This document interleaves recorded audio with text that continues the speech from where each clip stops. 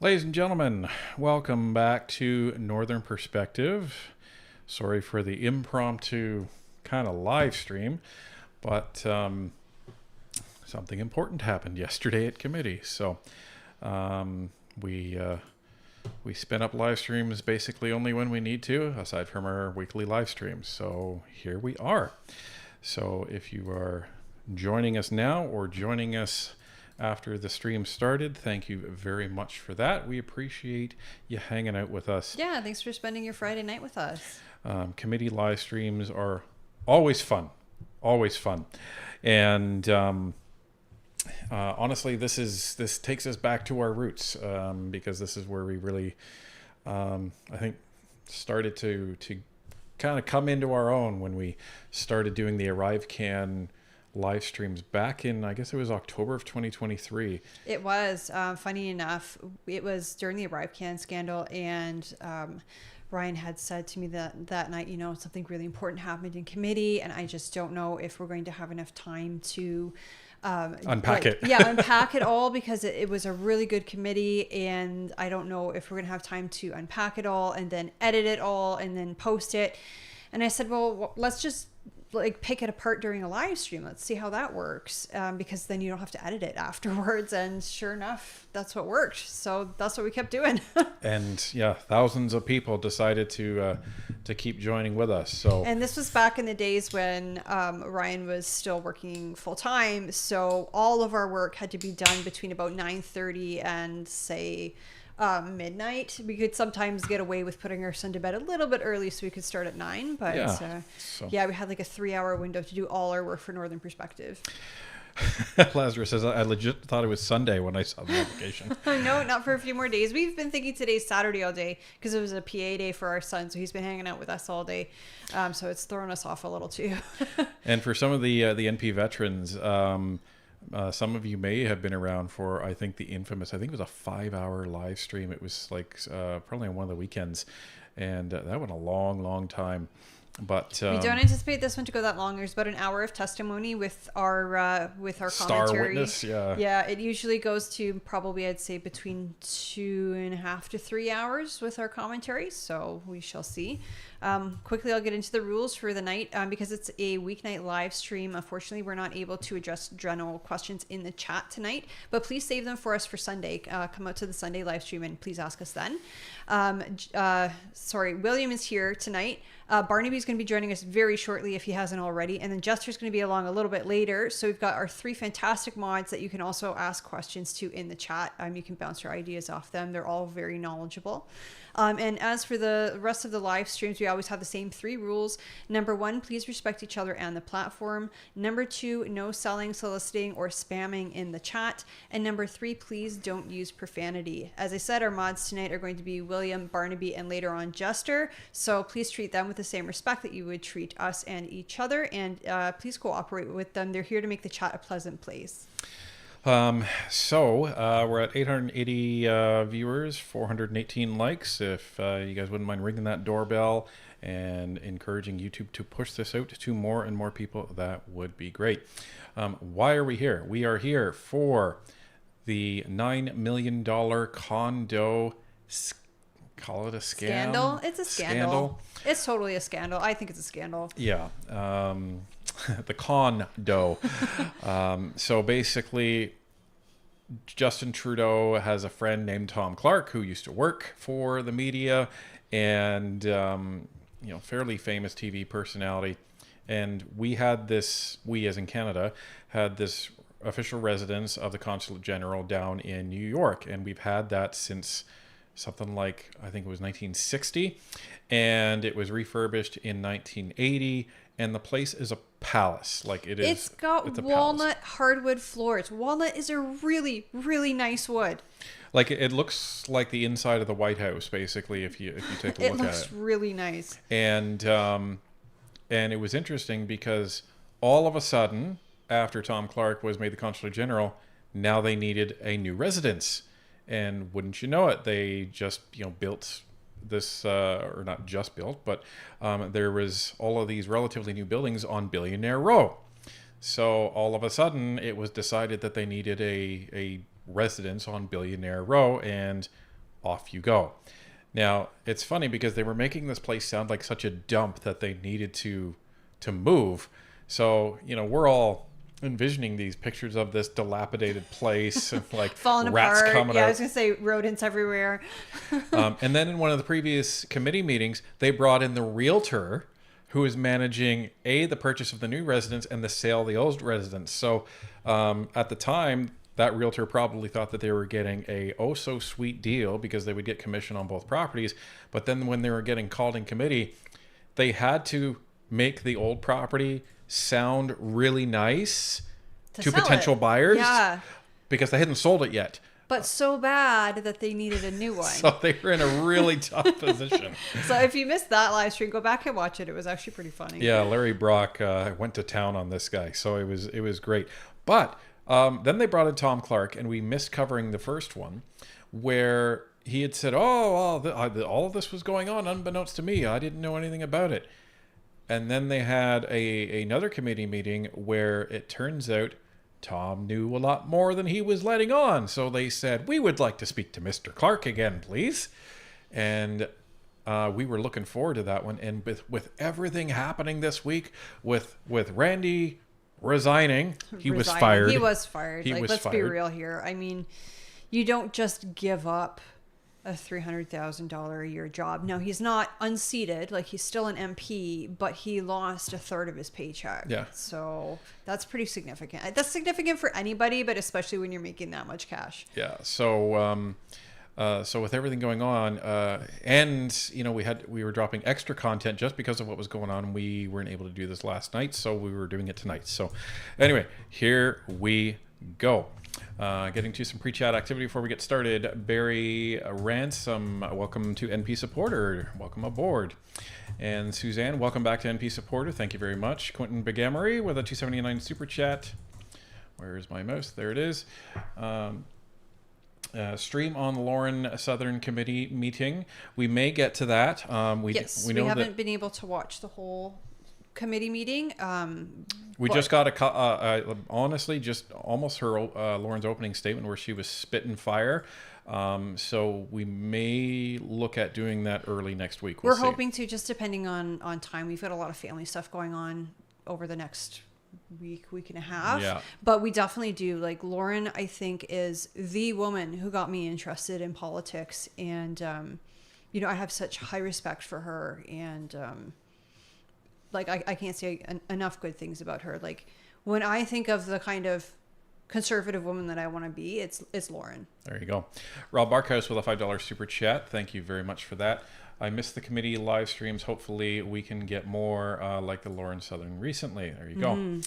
And we have, because YouTube's being so fun already, Warehouse Work with Kim. Warehouse Work with Kim. Hi, Kim. With a $10 super chat. Thank you very, very much for that. Trish Pearl, good to see you with a $2.79 super chat. Nice to see NP at 119,000 subscribers. Yes, thank you very much. Absolutely. We're very excited that the community keeps on growing. It's very exciting because it's more Canadians who are here to see what's going on with our government. Absolutely. Just me, Nicole, with a $5 super chat. Thank you very much. I was just thinking how I miss these lives watching committee with you guys. Thanks. And hit the like, guys. Yes, Absolutely. please hit that like button if you haven't already. See, a couple more 100 people hit the likes. YouTube pushed it out, and we're up to 1,200 viewers. So keep pushing that out. Not bad for a Friday night. There you go. Danny Wick with a $5 super chat. Ha ha ha. Make Larry Brock a moderator just once. Oh my God, could you imagine? That would be amazing. You know what he would be saying all the time? What the hell is going on? That's what he'd be saying. That would be great. And Shannon's... let me see here. Shannon's Cooper. Oh, sorry. Shannon's Copper. Shannon's Copper with a $2 super chat. Happy Friday. Thank you very much. And happy Friday to you too. And Suzanne, member for 3 months. Hello to the two best Canadians in the country. Thank you. Thank you I hope very you're much. talking about us. Yeah. We're trying the super chats on the teleprompter again. So and we reduced the glare. I think we're doing okay. Clear. So. Yeah, I think it looks good. Not like last time, Yeah. but that's how it goes around here. We try something, it doesn't work, and then we try it again different. And Lawrence. Let me see here. Lawrence Neal. With a $20 super chat. Thank you very much for that. A belated happy birthday, Ryan. You two are an essential service to Canada. Know that you are appreciated and all your hard work is paying off. Canadians are much better informed than they were even 2 years ago. Blessings. Thank you very much. Thank you so much. You know, this is the stuff we love to hear. We just love to hear that everybody's learning from what we're talking about here on Northern Perspective, because that's how we get our democracy back. We need an informed electorate, not the garbage that the CBC is trying to push, which we put out 2 videos countering their hit pieces this week because they're not exactly telling the whole truth. So I think it's just wonderful to hear that the goal of Northern Perspective, which is to keep people informed, is actually working. And Optic Brave Wolf with a $5 super chat. Thank you very much. He who ran, yet not so handy. Oh, wait, that's just Randy. Randy! Have you been hanging out with Randy? Amazing. And Carl Pierce with a $5 super chat. Gonna need a new meme. Nobody's gonna hang out with Randy now. Randy! Have you been hanging out with Randy? Well, I heard he's hanging out with Marco Mendocino on Mendocino Island. Right. So There you go. And Milady Loves Cats gifting 10 Northern Perspective memberships. Thank you so much for that. If you got one of those, thank you to Milady Loves Cats. And we have Sherry Bailey with a $7 super chat. Thank you very much. And we're almost at the end. Kyle Mundy, member for 5 months. Any chance to get Michelle Ferreri on the show? Working on it. Yeah. They're busy. We have been trying. The MPs are super busy because they're the ones fighting for us in Ottawa. So they have very, very packed schedules. I have a message from the previous super chat from Sherry Bailey. It says, "Love the reporting you are doing. You both are the best." Excellent. Awesome. We're working on a. We've always got like, what would Stuff you in the say, works. lines in the water. Yeah. And hopefully we hook some. And we have. Let me just see here. Come on. I have too many mice and too much going on. Too many keyboards. And Get Real. Oh, that one hasn't popped up on my screen yet. Sorry. Get Real Chick. With a $50 super sticker. Thank you so much for that. Super effective. We love to hear that. And Neil McLean with 10 gifted Northern Perspective memberships. Thank you very much for that. And we have Quentin Begamery with a $2.79 super chat. On this day, 61 years ago today, John F. Kennedy died. Yes, he did. Oh, yes, that's he did. right. Quite the day. That's so tragic. Yeah, you know, there was a movie, I don't know if it's out yet or if it was out a while ago, with Natalie Portman, and she played Jackie, and I really want to see it. I just haven't had an opportunity. Yeah. Nipissing Islander, welcome back to MP Supporter. Thank you very much. And we have Canadian Sparky gifting 5 gifted Northern Perspective memberships. Thank you very, very much for that. Okay, folks, let's assume the position. Oh, my camera's off. All right, I'll go this way a little. There we go. We are now assumed in the position. Now, the interesting thing, but the only thing that we know about this is that they asked to swear Tom Clark in. Mm-hmm. So, you know, that'll be interesting. Just a couple more super chats here. Dana Wick with a $2 super chat. What would you do if Trump wanted to chat with you? He would never want to chat with us. He would never want to chat. But we would say, sure. Yeah, absolutely. You know, anybody who wants to come on the show who's in a political position. But he would never want to chat with Northern Perspective. Well, I mean, he's American, right? Like, we don't really cover American politics, so I don't know if it would make sense. Yeah. But Man Meals for a $2 super chat. All need jailed Randy, other Randy, weak eagle wimp. Randy! Have you been hanging out with Randy? Dandaman 966 with a $5 super chat. Tom Clark. What is it that you do? And Deborah McDonald with a $10 super chat. God bless you and your family. Haha. Mr. Great Eagle Man, Randy. Haha. Randy! Have you been hanging out with Randy? hey, you owe Dan the other meme. Oh, this one too? Yeah, Sure. that one too. What would you say you do here? There you go. I will never get tired of that one. I would never get tired of that one. Okay. Let's get through the first bit. Ladies and gentlemen, without further ado. This meeting to order. It's meeting number 154 of the House of Commons Standing Committee on Government Operations and Estimates. Yes, I'll get you in 2 seconds, Mr. Brock. Just very quickly, a gentle I just want to say it always fills me with so much... No, it doesn't. It just makes me smile. Seeing the sticker that we sent Mr. Kelly McCauley on the front of his laptop there. If you can see, it says the Mighty Ogo. He took off the other stickers that were there and put that one on. So That's pretty cool. I love it. I absolutely love Yeah, it. because we had asked, we said, oh, we designed this sticker for the Mighty Ogo for you, and anybody else who wants one, like, how many can we send you? And he said 24. So I don't know if that means everybody in Ogo got one. So that would be pretty cool. It's amazing. So I just love that he did that. Oh, and the MPs love stuff like that too, Yeah. right? reminder, please keep your earpieces away from your microphones at all times so we can protect the hearing of our very valued interpreters. Also, do not touch your microphone at all. Mr. Brock, go ahead quickly. Thank you, Chair. I'd like to remind all colleagues that during the last appearance of Tom Clark at this committee, he indicated that he'd be willing to be put under oath to reiterate his talking points. With that being said, I'd be seeking unanimous consent from all committee members that Mr. Clark, prior to his opening statement, be given the opportunity to either swear to tell the truth or affirm to tell the truth, Mr. Chair. We're fine with that. Mr. Clark, I understand you have the text. Go ahead, Mr. Clark.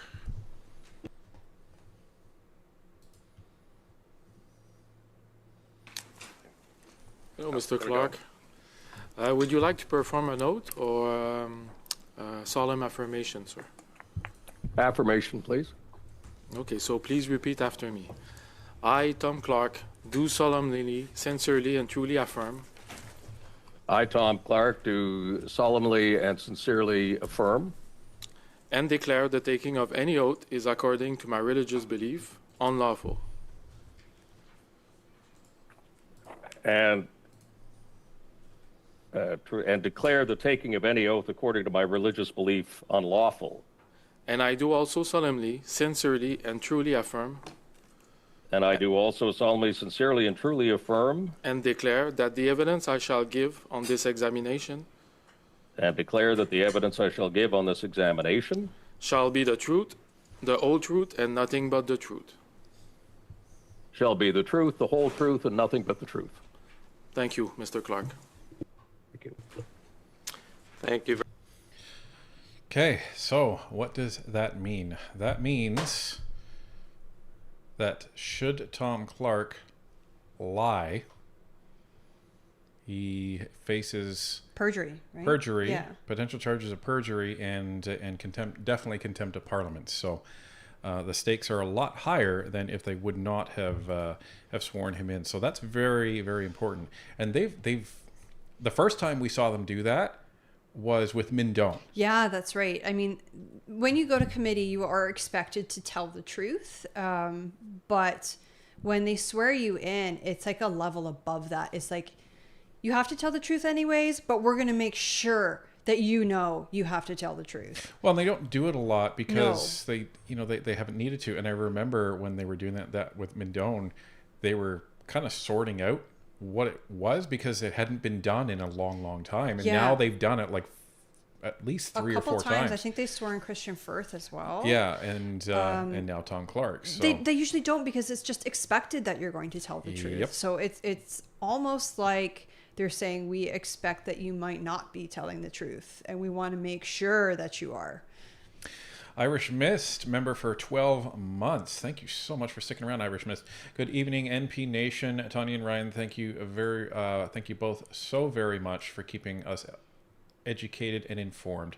This is a wonderful way to end my day. Excellent. Oh, thank you so much. That was awesome. And Sylvain Doe, hopefully I'm pronouncing your name correctly, with a $14 super chat. Happy Friday. Any developments with MPNG?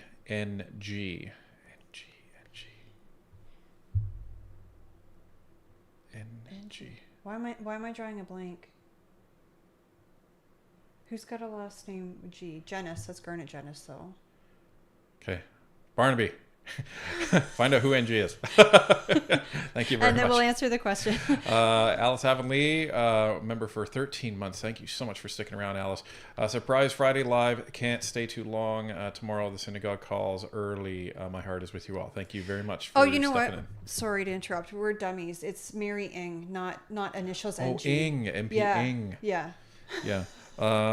Haven't heard anything recently. No, I haven't. I haven't heard anything since that press conference. I think they kind of Kind caught her that and under the rug. I think one of the reporters kind of caught her and asked her some questions, but haven't heard anything else. Clayton Overholt, welcome to MP supporter. Thank you very much. Thank you. Danny Cordero dropping 10 memberships. Thank you very much for that, Danny. Followed by Gordon Muir. Both of you, thank you so much. Make sure you say thank you to Danny and Gordon if you got one of those memberships. And Dan H. with a $10 super chat. Hello, Ryan and Tanya. Did you see JT's press conference today where he said, I am focused on Canadians? I will let the bankers worry about the economy.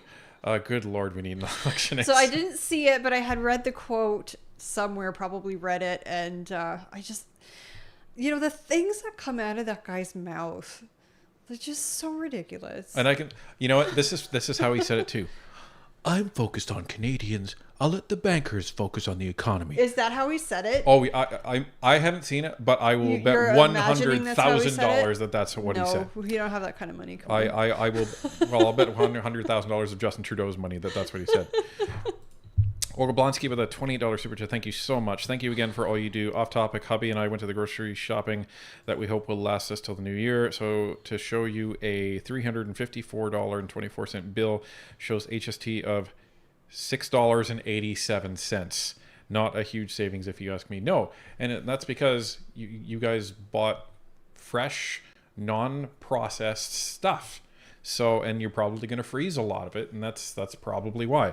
Yeah, it's only things that are pre-prepared, like pre-prepared salads, for example, or if they cut up fresh fruit for you and put that in a container, then something like that, or things like chips and pop and candy and non-essentials have the sales tax, at least in Ontario. And for the record, I'm not telling Olga this as if she didn't know this. Of course she knows. You're agreeing, yeah. I'm expressing my disdain at this whole initiative because it means nothing. It's ridiculous. It's an attempt to buy votes. That's all it is. But that's amazing. Thank you so much for bringing up that example, Olga. Monica Mills with a $14 super chat. Thank you very much. Randy Platt. Randy! Have you been hanging out with Randy? Welcome to NP supporter. Sherry Bailey with a $7 super chat. Thank you very much. Shannon Cooper, welcome back to NP supporter. Thank you. And Danny... Danny Cordero with a $50 super sticker. Thank you so much. And it's Shannon's Copper, just to correct from the previous one. Copper. Yeah, I'm saying Cooper. Sorry.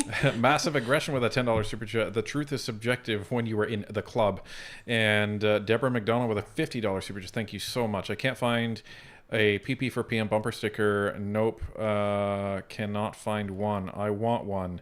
Want a collector item, might be a great store item. I would so buy. Thank you so much for that. We don't have stickers yet. Maybe in the future we will see what happens. Okay. We do have pretty swanky shirts though, and we have ball caps and toques. Somebody asked on the last live stream, and I asked our vendor. They said they can't guarantee shipping right now. We do ship with UPS, but because everyone who was using Canada Post is now trying to find alternatives, they can't really guarantee the shipping, but they recommended that if you want Christmas items to order them before December 9th. There you Again, go. They can't guarantee it, so probably the sooner the better, but she did tell me the date of December 9th.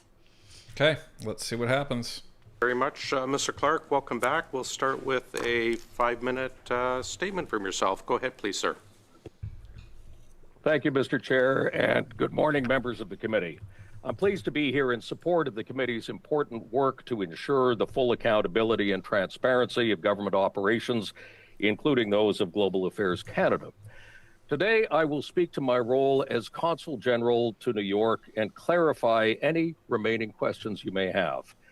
As Consul General, I am mandated to advocate for Canada's interests in the 5-state territory of New York, New Jersey, Pennsylvania, Delaware, and Connecticut.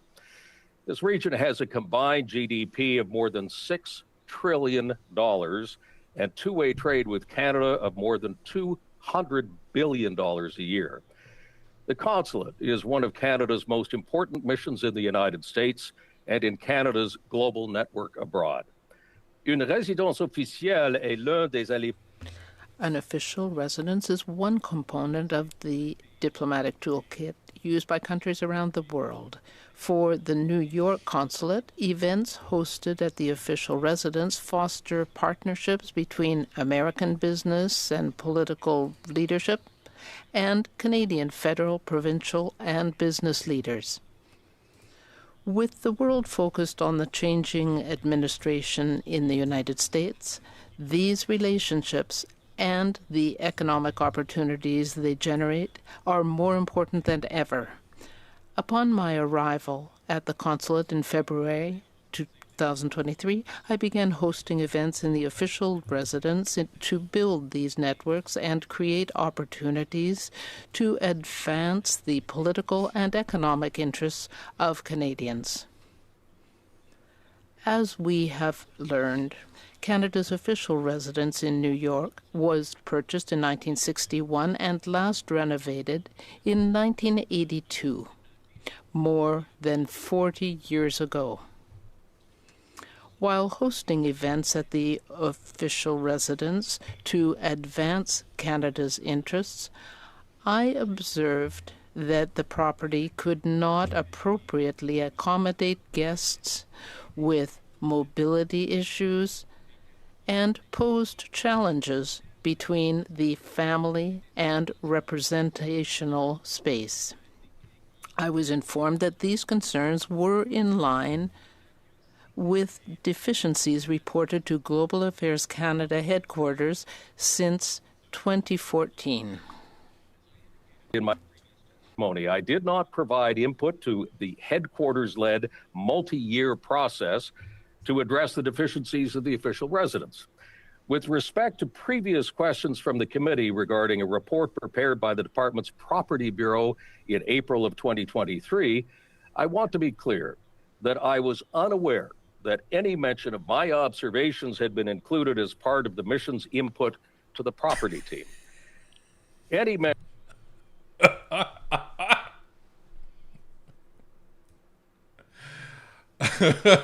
Okay, clearly I'm missing something.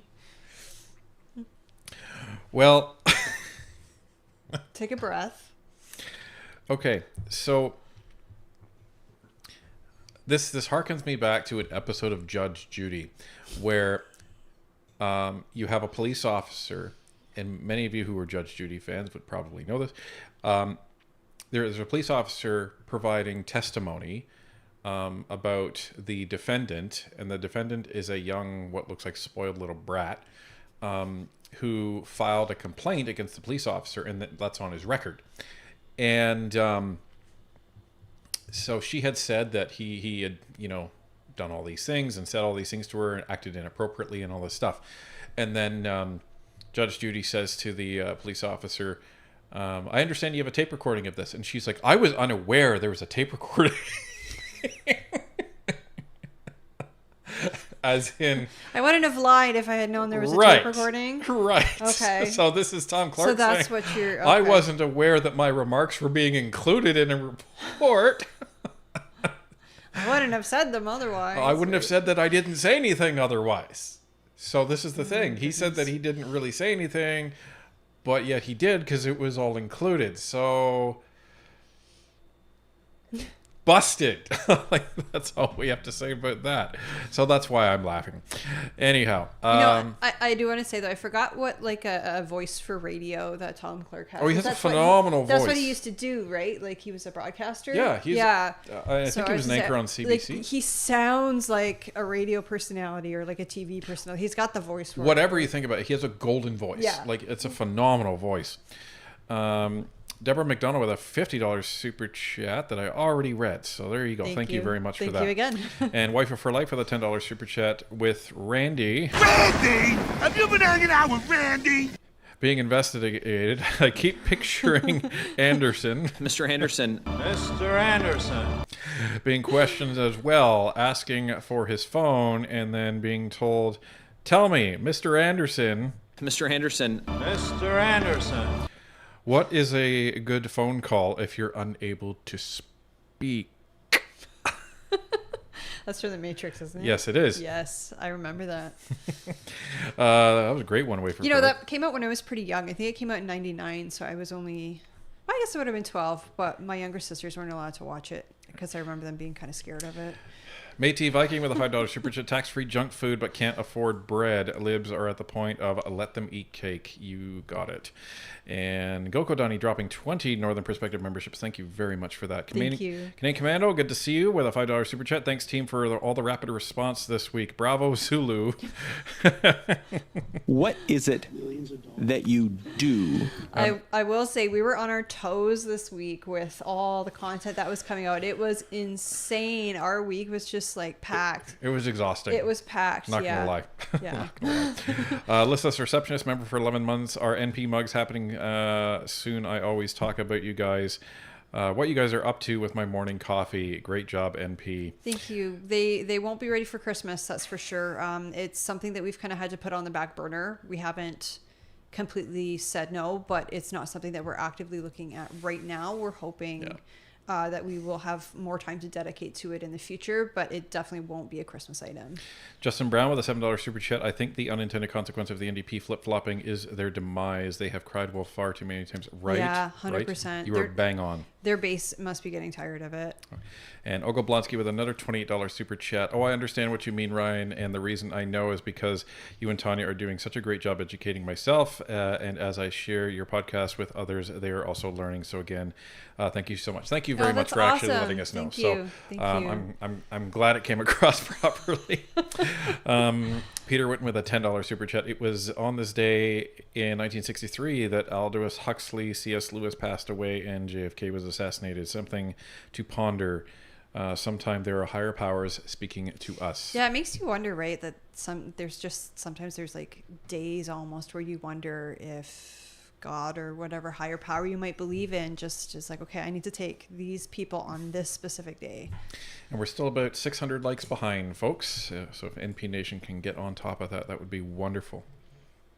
From the mission referencing my views on the state of the official residence were the result of an indirect, third-hand report of a remark made to a colleague. This in no way constituted an effort to influence a complex departmental process initiated in 2014, that is, 8 years prior to my arrival. As all officials who have come before this committee have stated, the property project for the official residence was led by Global Affairs Canada headquarters. The decision to relocate the residence was taken in Ottawa, based on a detailed financial analysis and needs assessment overseen by a governance structure designed to prevent against any undue influence. As with all departmental property decisions, this process followed a strict set of guidelines and requirements designed to ensure that decisions are based on value for money and long-term benefits for Canadians. As we have heard, Canada's new official residence is smaller, it's cheaper, and it's accessible.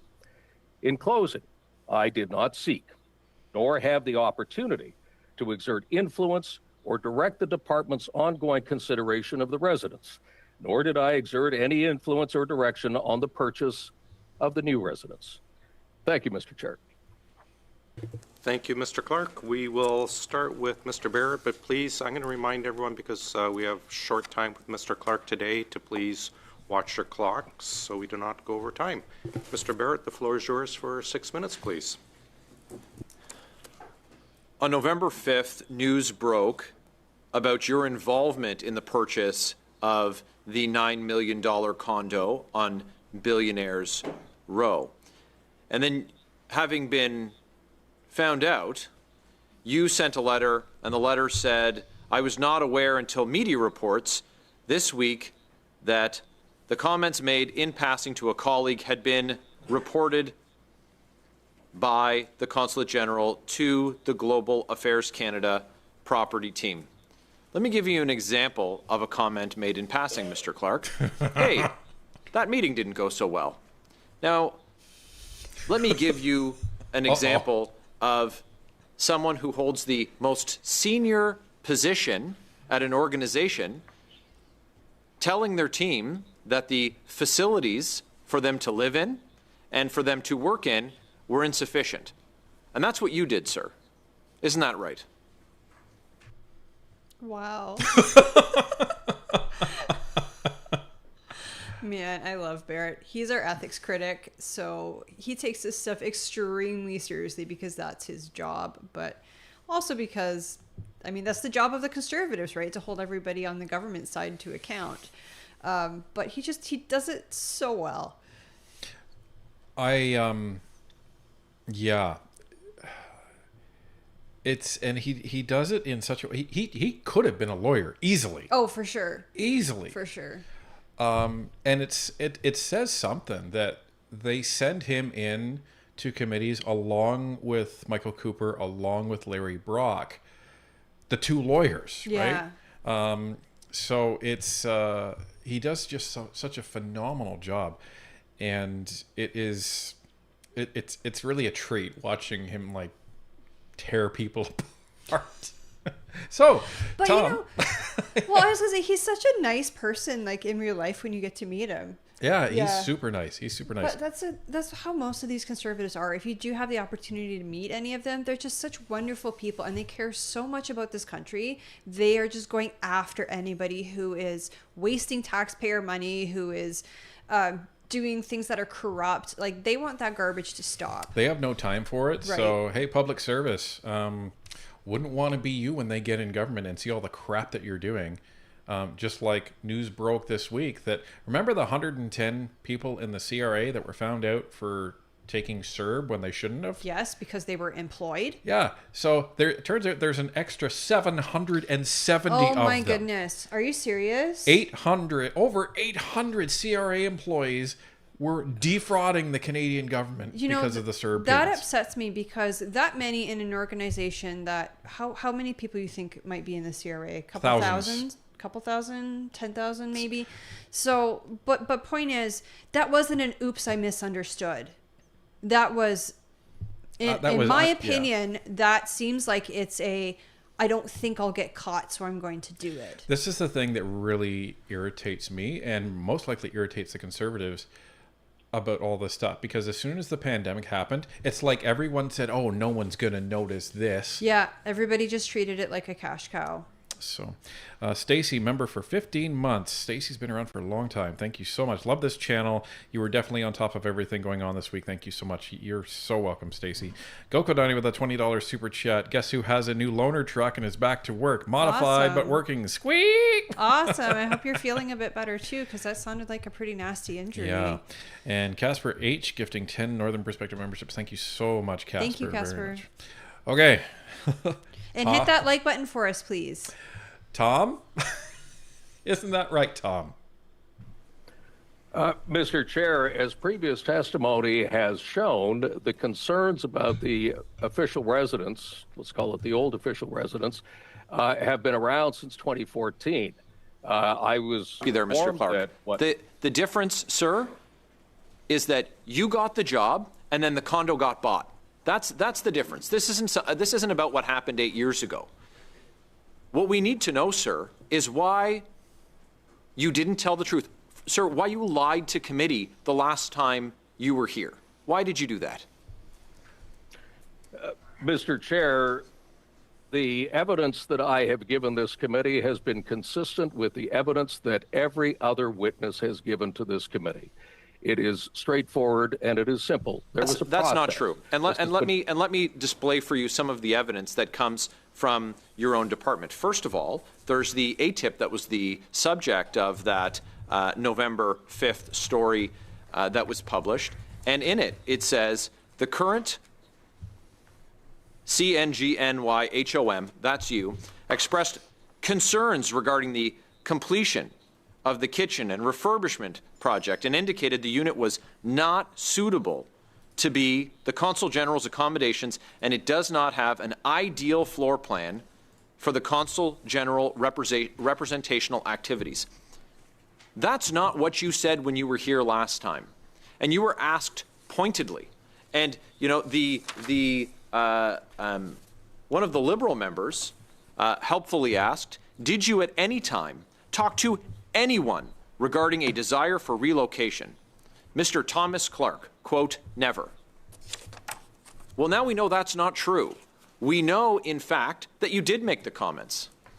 And you just didn't know that it was captured in official briefing notes. So you just didn't know that you knew that you made the comments, you just didn't know you got caught. That's what I said. Again, Judge Judy. I didn't know there was a recording.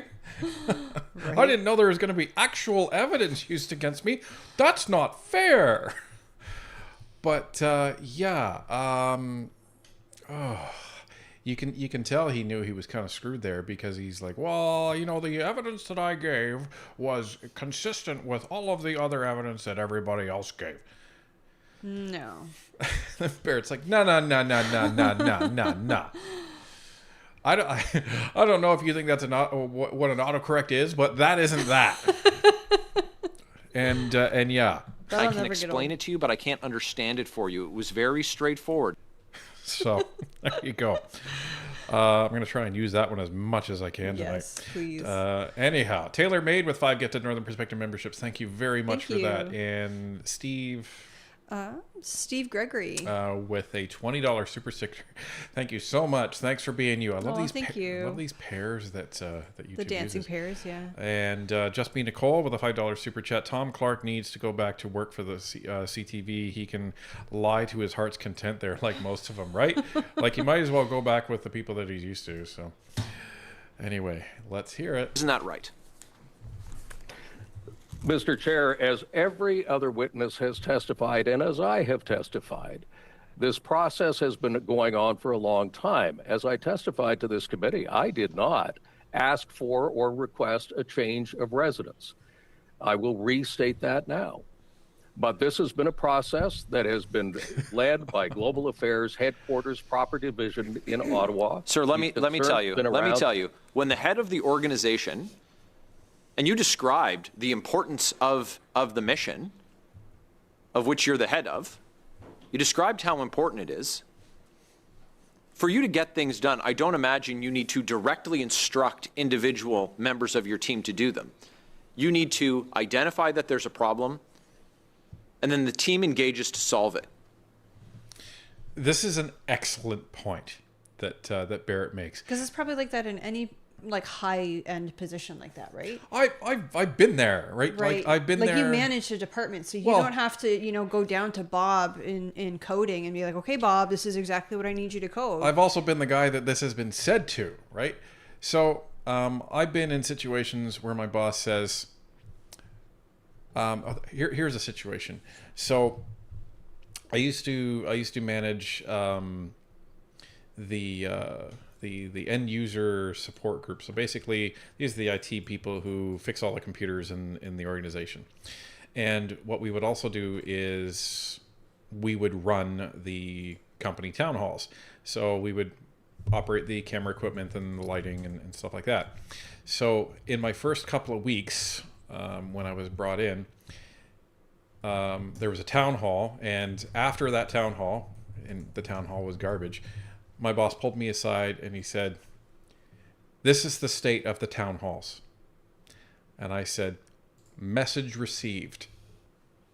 He didn't have to say, "Ryan, the town hall sucks. I want you to go and figure out a way to fix it." He basically just said, "This sucks." Yeah. And so what am I going to say? Yes, boss. Sure does suck. No, boss, they're perfect. No, sure does. Sure, yeah, it sucks. I agree with you. Have a good day. That's not how this works. That's not how this works. It's implied. It's very heavily implied. If he has to tell me what to do on that, then you're the I wrong shouldn't have guy. a job. Yeah, you're the wrong guy. I should not have a job. 100%. So, yeah, let's like Tom Clark is sitting there saying, he got there, he made remarks about the inadequate space of this, and there was people that were having accessibility problems, coming in and out of the residence, and there was an issue separating the family space from the non-family space. So what, he just wanted to raise those observations and then be like, but no, I'm perfectly fine living here. Or what's a better example? When like your spouse is really upset and they're like, no, it's fine. Like, no, this is fine. Like, it's fine that dinner got burned. It's fine. Boys. Boys, it's not fine that dinner got burned. You got to go out and get something. Boys, you've been in the situation, right? Where your wife says, why is there stuff all over the floor? Imagine if you're just like, I don't know. I'm going out, honey. I'm going golfing. I answered your question. You wouldn't be coming back home. Can you imagine? Like, this is what we're talking about, folks. Okay. I know we took that a little far, but the absurdity. It's just to highlight the absurdity of it. Also have a good chuckle. And Goko Donnie with 10 gifted Northern Perspective memberships. Thank you very much. That's how it works. This isn't some comment made in passing. And again, you talk about the evidence. Well, let's talk about the June 17th email from Emily Nicholson. And Miss Nicholson says that the head of mission and staff have been instrumental throughout this process, with the head of mission, that's you, providing the green light for the selection of the new residents. Now, we know that once this scandal ended up in front of a parliamentary committee, that damage control was engaged, and Miss Nicholson swallowed herself whole, saying that you had nothing to do with it. Well, yeah. So in a previous committee meeting, and we did live stream this one, they were actually talking about this briefing note, and how it said that, the head of mission, greenlit the condo and everything like that. And they said, well, that was a mistake. That was like a typo. I'm like, no, that's a Stephen Anderson autocorrect. Mr. Anderson. That is not an autocorrect. That is not a typo. You do not deliberately finish that sentence and that be a typo. Give me a break. Right.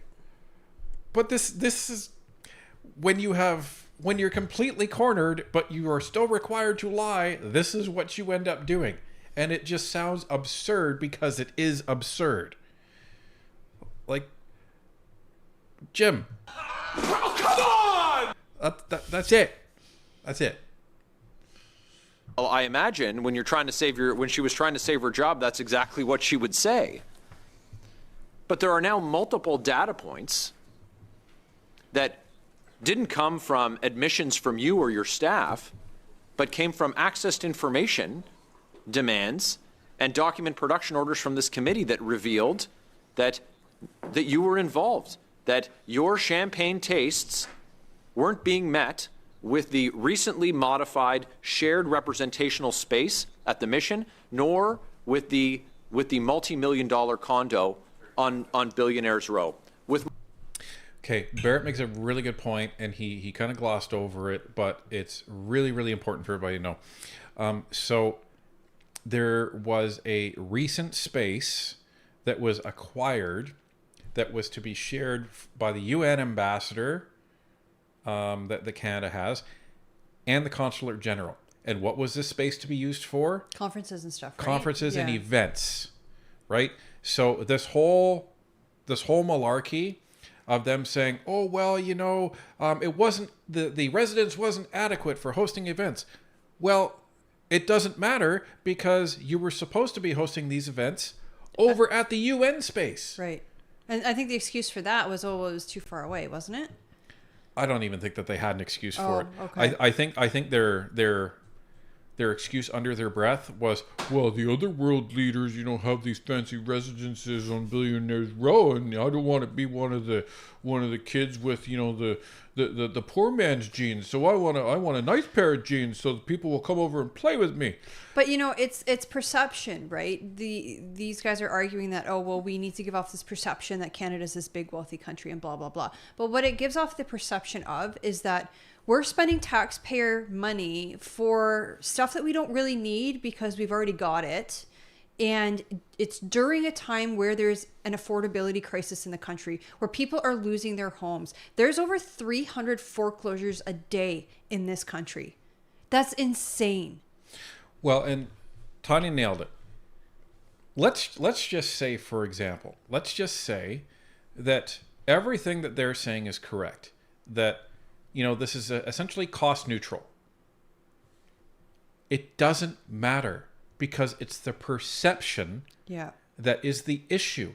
You have Canadians having to live in tents. You having people with jobs having to live in their cars. People who are having to move in with their adult children because they can't afford their home anymore on their retirement salary or on OAS/CPP. Right. Like, we have a housing crisis and we have an affordability crisis right now. And the government thinks it's perfectly acceptable to spend $9 million for a good friend of Justin Trudeau. And they keep saying, well, it's saving money. It's saving money. Ladies and gentlemen, they haven't sold the old property yet. Right. Not that we've heard anyways. So you can't make that equation without selling the old property. Right. Right now you're carrying 2 properties and all the expenses that come with it, including condo fees and taxes. Now the original the new property, new one, was originally listed at $9 million US.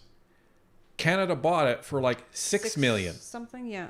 Meaning you're not going to get the price that you listed at. So they keep saying, well, we're listing it, the old one, at $13.5.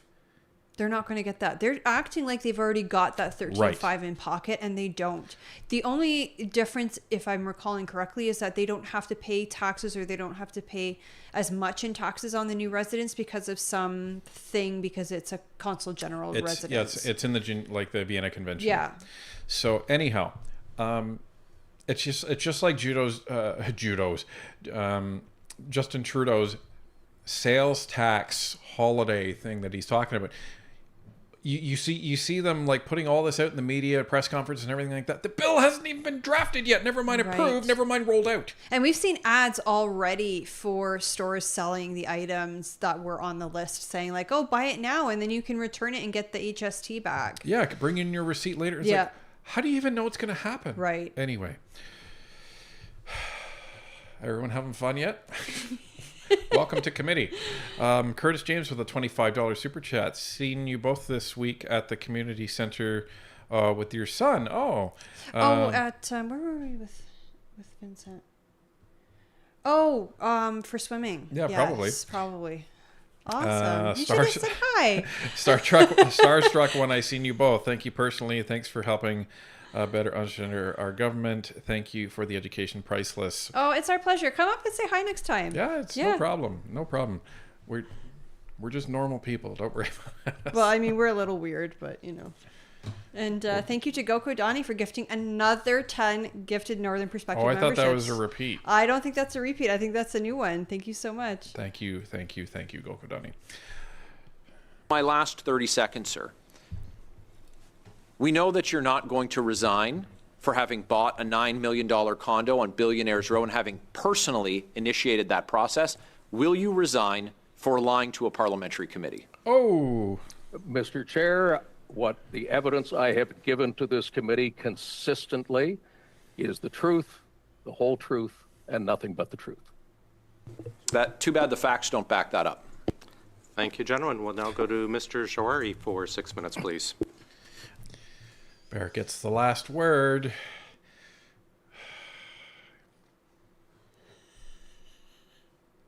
It's going to be interesting to see how they square this with the oath. So I'm going to be very interested to see. Well, I think they can only really call it perjury when they can prove that it's a lie, right? It's not just we think you're lying. It's no, here's the actual evidence that you've lied. Well, they've been able to prove that he's lied at committee, because Barrett actually just indicted him on it when he said, you were asked by a Liberal, because he was reading the transcript of the previous committee, did you have any conversations with anybody about the new condo? And he said, no. And Barrett's like, A-tip for everybody is access to information. What's the P stand for? privacy or something like that. Yeah, It's access something to weird, information yeah. and privacy. And that's something that you can actually file to the government and request information about something specific, and they are required to get that back to you or respond to you within, I believe, it's 60 days, and they will give you the documents that you're asking if they exist, or they will provide some sort of answer. You're not going to be able to get like the secrets to Area 51 or anything like that, because there's confidentiality and classification of these documents and everything like that. But yeah, there's certain things that they can release and certain things they can't. This is how a lot of stories are broken from the news, because what they will do is they'll file ATIP requests, and they have people like researchers that just do this all day in order to get that information, and then when they finally get that from the government, they parse it out, and sometimes it's hundreds and hundreds and hundreds of pages, and they have these people that just go through it to find these little nuggets, and that's how these stories break. And they're tough. You have to make sure you're sending it to the right place. You have to send it to a specific government department. You have to be very specific in them, or they yeah, won't otherwise give they'll you be like, we don't have it, information. and that's it. Or they'll just be like, well, this is too vague. We can't look for this for you. Yeah, like you can't say, send me all documents related to Justin Trudeau. Yeah, like I remember for ArriveScan, there was a warrant I was trying to look for, and you have to pay, I think it's like $5 every time you submit an ATIP, and I sent it to the wrong place, and then I tried sending it somewhere else, and I sent it to the wrong place again, and it was just a nightmare, and it didn't work. Anyhow, Catherine English with a dropping 20 Northern Perspective gift memberships. Thank you so very much for that, Catherine. And C. Bryden 77 with a $2 super chat. What if you make zero income? Do you get a check? No, you do not. No, because last year, I don't believe I started taking income until Ryan lost his job. So last year, 2023, I was just a stay-at-home mom, and I'm not eligible. Yeah, you have to have employment income. So Yeah. and that's why seniors don't qualify. Yeah, which so is seniors crap. got shafted, which is garbage. Yeah, it's absolutely unacceptable. And sorry, one more. We have Paladin Phil gifting 10 Northern Perspective memberships. Thank you very much. Excellent. Thank you very much. And we're about 700 likes behind, folks. Thank you, Mr. Chair. Welcome back, Mr. Tom Clark, and thank you for making yourself available. The member of parliament who our colleague MP Barrett was quoting was me, and I'm going to go back to the same line of questioning that I had very shortly, and I want to pivot to something a lot more important. So given the fact that you are now agreed to be under oath, I'm going to pose to you the same question that I posed last time you were here. And I'm going to probably edit it a bit, but Mr. Clark, did at any time you exert influence in the purchase of the new building and the divestment of the old building? No, I did not. Did you at any time shown any interest in or desire, let me reword, did you show at any time the desire to move from the old building into the new building for a personal reason? No, I did not. Okay. I'm not sure how to else ask the question. Jari is trying so hard to give him softball questions on this. And because I think he's worried that, that the Conservatives are going to come back and be like, so, Mr. Clark, I have another piece of paper here that says otherwise. So they don't want him to contradict himself, to say anything that could be contradicted by the Conservatives. Right, but this is what Jari does. He seems like he's out to lunch most of the time. Yeah, he is. I don't even think he's paying attention half the time. The worst one is Jenny Yip. She's yeah, the worst she asks one. the worst questions. Her and Brenda Shanahan, but thankfully she's retiring. Yeah, but Jenny Yip, like she seems like the most unprepared member of parliament coming into committee, because she's just constantly like, Mr. Who are you? Mr. Bob. Mr. Whoever you are, I'm supposed to ask you. Like, that's how it comes across, and it's terrible. It's so bad. This is why everybody keeps saying skip Jenny Yip. She's not here, I don't believe, so just to reassure everybody. Dana Wick with 10 gifted Northern Perspective memberships. Thank you very much, Dana. And Dan H with a $20 super chat. Hate that the news cycle just talks about the GST tax holiday now instead of the SDTCs and Randy scandals. Yes. Also saying shame on the NDP for constantly taking the lib bait instead of pushing the privilege motion with the cons and the block. Well, they're trying to do both. That's it. They're problem. trying to do both, which looks even worse than if they just completely abandoned their initial motion and sided with the Liberals permanently. Like they are just making such a mess of things. I have no idea who their political strategist is, but that person needs to be fired. It's brutal. I swear it's on the back of a cereal box. But this is the problem. Like, and I don't know what Jagmeet's problem is, because if he's looked at the polls, right? Just look at the polls. The NDP was going down and down and down and down when they were with the Liberals. And then they broke with the Liberals. Guess what? They started to go up and up and up a little. And now that they're doing this crap again, guess what? They're going to start going down and down and down and down again. Like, what is wrong with you? Well, I saw a recent aggregate. It was just on Reddit, so I don't remember what the source was or if it was even accurate. So maybe just take this with a grain of salt. But they had the NDP in second place at, I think it was like 47 seats, with the Bloc third and the Liberals fourth.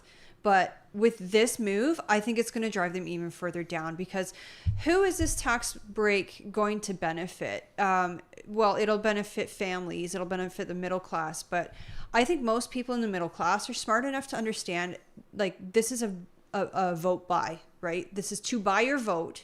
Your vote should be worth more than $250, right? It's your vote. It should be priceless. And the Liberals are trying to buy it for $250 plus, what was the average savings? $100 on $2,000 over the next 2 months. So for a family of 2 working adults, you can say that it's $600. Well, but it's crap. Like, even Olga pointed out, they spent $350 at the grocery store, and they spent $6 in tax. Right, it's absolute garbage. So I think most middle class people are going to understand this, and most middle class people right now are voting Conservative. So I don't think that they're going to turn their votes around. It's going to benefit Liberal and NDP voters who are younger. Again, anybody 65 and older who's not working isn't going to get that $250 check. So for the younger generation that's already voting Liberal and already voting NDP, you're not earning their vote. So what is this doing? Well, and that's the other thing, right? You have these people that have been, like, everyone has figured out how to save money over the last couple of years, because we've all had to.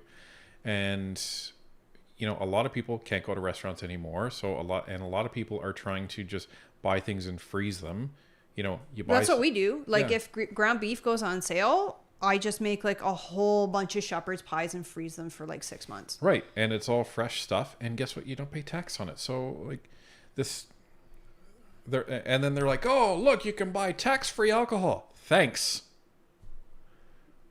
Like, well, I mean, people typically drink more around the holidays, but again, how much are you going to save? There's already so many taxes and tariffs and everything on alcohol that saving like, I don't know, $1 on a bottle of wine isn't really going to make a huge difference. Right. Quentin Begammer with a $7 super chat. Did y'all hear the horrendous comment Miller gave Kevin at QP? Disgraceful to say such a thing to a fellow service member. I heard. I heard something was said. I didn't catch what it was, though. It's definitely on my list of things to watch. But like this infighting is not okay. And things like this make me wonder, because if you guys recall, Kevin had moved from the Liberal side of the House, or the government side of the House, to sit with the Conservatives on the opposite side, even though he's independent. And I had heard, again, I don't know if this is true, but I had heard it was because he was being harassed and bullied on that side of the House. Things like this kind of make me believe it. Yeah. Goko Donnie with the $10 super chat. Cash bucks will be thrown at the screens if Liar's pants actually caught on fire. Nice, thank you. And we got C. Bryden 77. Welcome to NP supporter. Thank you very much. And we have Lazarus with a $2 super chat, $250 I'm sending to the Conservatives. Yes, so many people. And if you don't know, we have a poll going on Twitter, but also on our YouTube site. Last we checked, over 12,000 people had cast their vote on whether, just as a joke, you would pay $250 to be able to vote Trudeau and the Liberals out before Christmas. Like that's, and 95% of people had said yes. So well, and that stemmed from the flippant comment that Taylor Backrack was interrupted when he was making, which was like, well, I think Canadians would rather have $250 than an election and GST, HST off their stuff than an election over Christmas.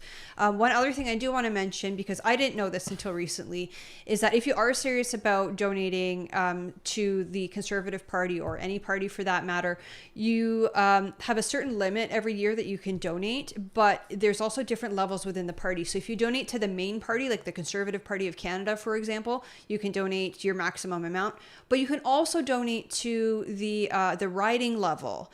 And they really do need the funds at the riding level. It doesn't always come from the top level and go down to the riding level.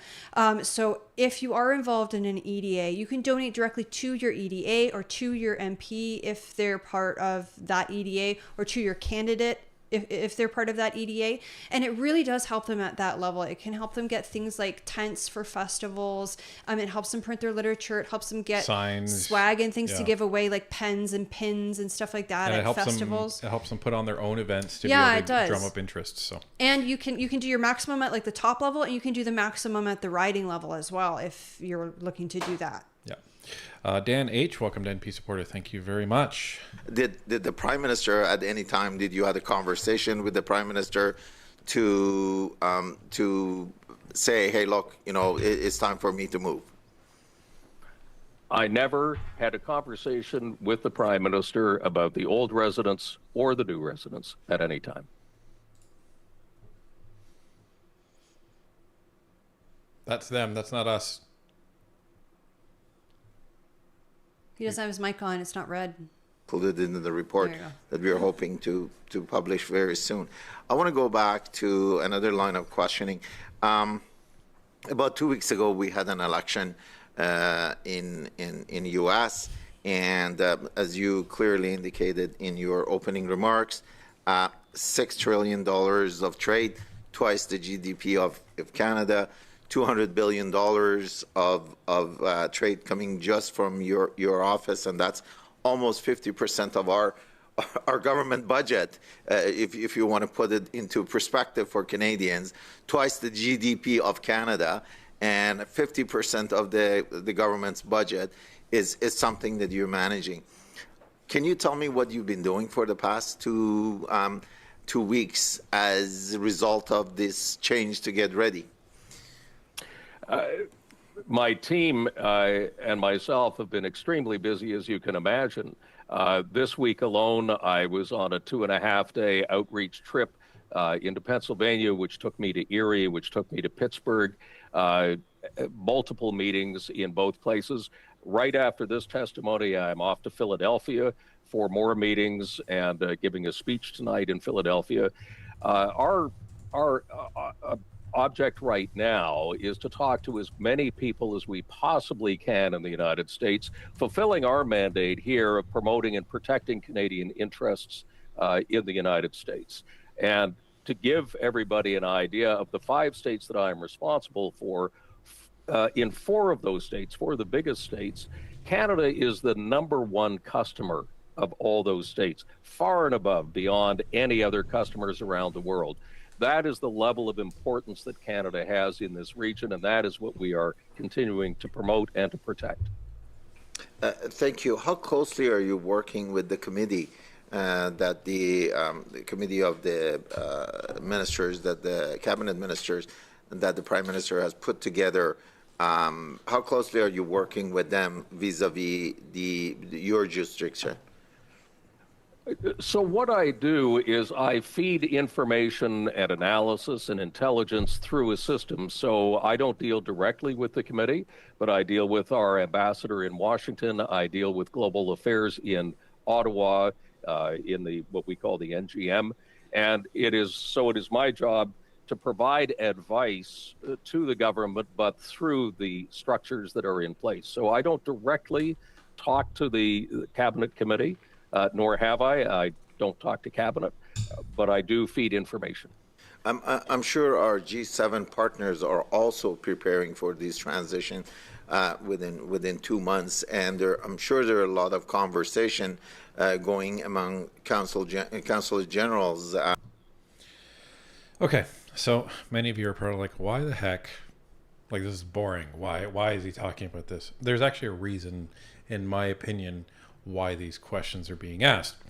And the reason that he's asking these questions is to try to legitimize Tom Clark more, to try and position him as this is a very upstanding gentleman. He is really busy. He's taking Canadian interests to heart.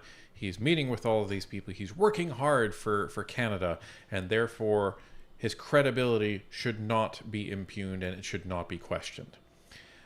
This is how I read this line of questioning and why it's being asked. And it's, the underlying portion of this is to kind of justify, see, he's really, really busy and he's acting in Canada's interest, so he needs every resource that we can actually provide to him. So I imagine that narrative is coming near the end. So there we have that. And we have Brian 77 with a $5 super chat. Thank you very much. We need to start a campaign to donate the checks to the CPC. I am single family income, no check, but card carrying member. We need to rally LFG. Let's freaking go. Let's freaking go. That's the parliamentary version. I'm an ex-gamer, so to me that's always looking for a group. So anyway, thank you very much for Tanya for interpreting that. Kevin S. with a $2 super chat. Will Libs slip in CP back to work law with the pause? If they do, and the NDP votes for that, good luck. Yeah, good luck. I don't know. I suppose it's possible. That would be dirty if the Liberals did that, though. That would be, and I wouldn't put it past Justin Trudeau, but that would be dirty. The problem is they've already stated that they're not going to do anything about the Canada Post strike, or they have no intention of doing anything about it. Well, it depends on how much noise is caused. So it hasn't been in the news cycle, though. No, because they're too busy putting out noticed? hit pieces. So Well, yeah, and that's the stupid thing. They're too busy making stuff up about Pierre Poilievre and the Conservatives to actually focus on the real problems that Canadians are facing. yeah, I've only seen National Post post something about it, and it was like, it's the second week of Canada Post strike, and they're bleeding even more money. Their competition is kind of stepping in, right? Yeah, so I was on Reddit today and just saw a bunch of different messages. And again, I don't really take Reddit as a serious source. It's usually just people talking, possibly even making stuff up. But somebody was saying that they knew someone who lost their eBay business because they had a bunch of, non-delivered, like strikes against them or something. And it was enough that they had to shut it down. Like that eBay shut it down. Yeah, it's terrible. So it really is affecting small businesses. Like we can't check our post office box right now. Well, this is the problem because businesses that have sent things normally by Canada Post, they're stuck in the mail. Yeah, everything's frozen, and they're not really going to know where it is. So, Will Kalchuk with the $2 super. I'd like to see Tom has Pierre's Apple. LOL. Oh, in the background, yeah. Can you share some light around the dynamic and the level of engagement Canada has as a key player within the G7? Yeah, we have probably one of the most dynamic missions in New York. This is the only area that I can really talk about because it's one I know. We're the largest here in New York because of the size of our relationship with the United States. And I think, as I've stated previously, we have many friends around the world in many different organizations, but here in New York, friends they may be, but they're also competitors. And so there is a friendly competition, if you want. Obviously, a place like New York is where Canadian companies would find investment money, find the ability to grow, to create more jobs. And so we see it as our job, both at the federal level and provincial level and even the municipal level, to help Canadians at whatever level they're trying to engage New York on. Thank you, gentlemen. We'll go to Mrs. Vignola now, please. Mrs. Vignola. Merci, Thank you, Mr. Chairman. And thank you, Mr. Clark, for being with us again. I have a few short questions very quickly. When you came before the committee, and I reread the testimony, you said continually that you were not involved in the decision-making process. So my question is as follows. Do you make a distinction between being involved in a decision-making process and expressing an opinion?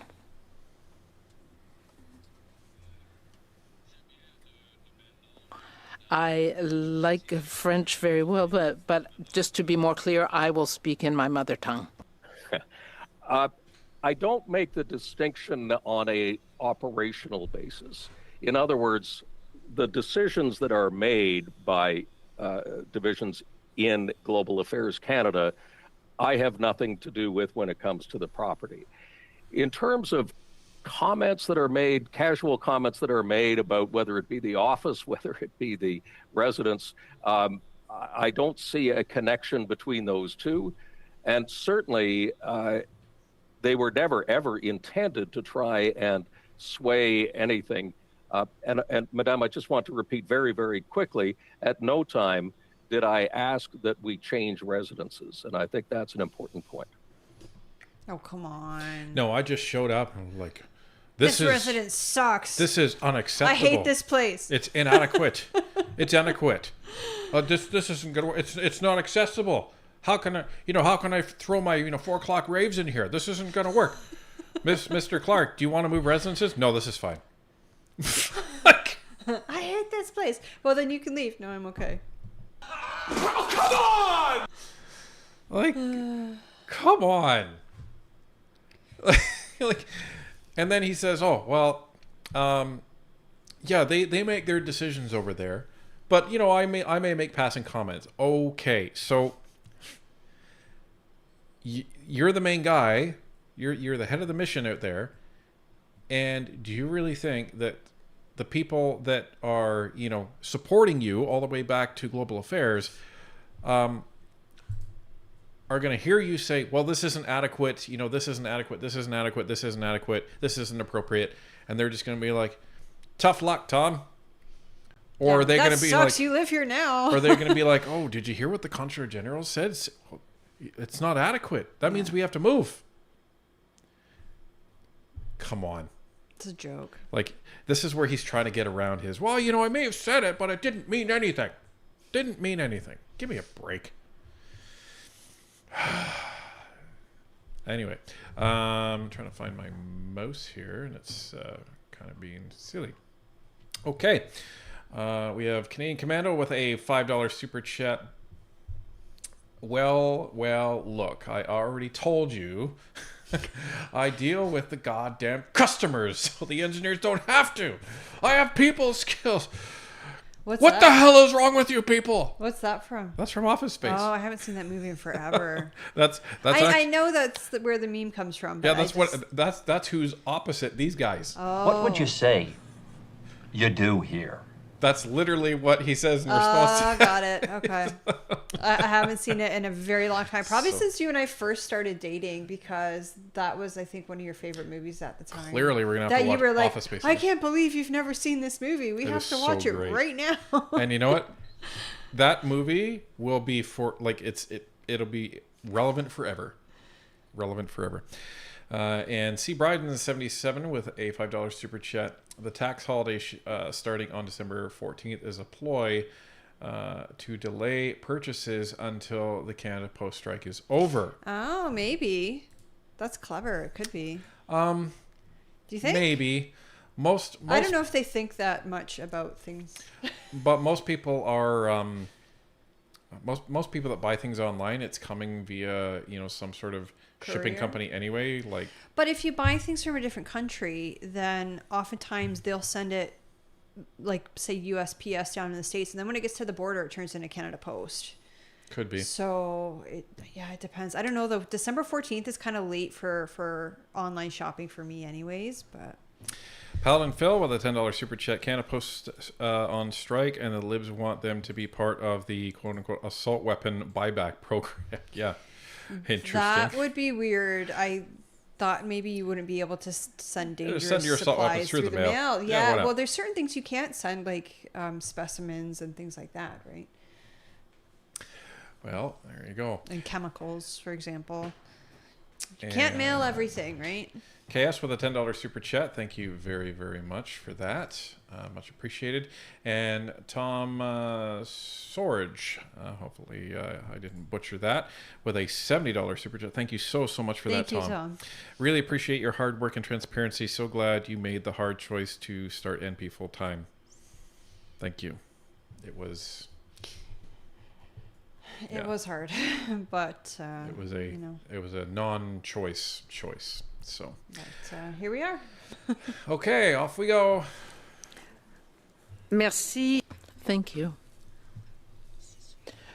We also learned in recent meetings that you visited the residence on 57th Avenue.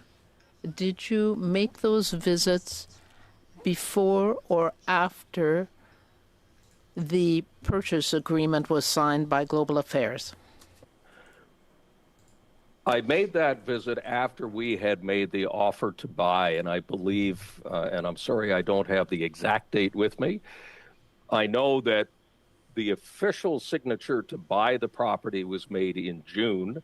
I had one visit to the property after we had made the offer to buy. So between those 2 points is where I first saw the residence. Merci beaucoup.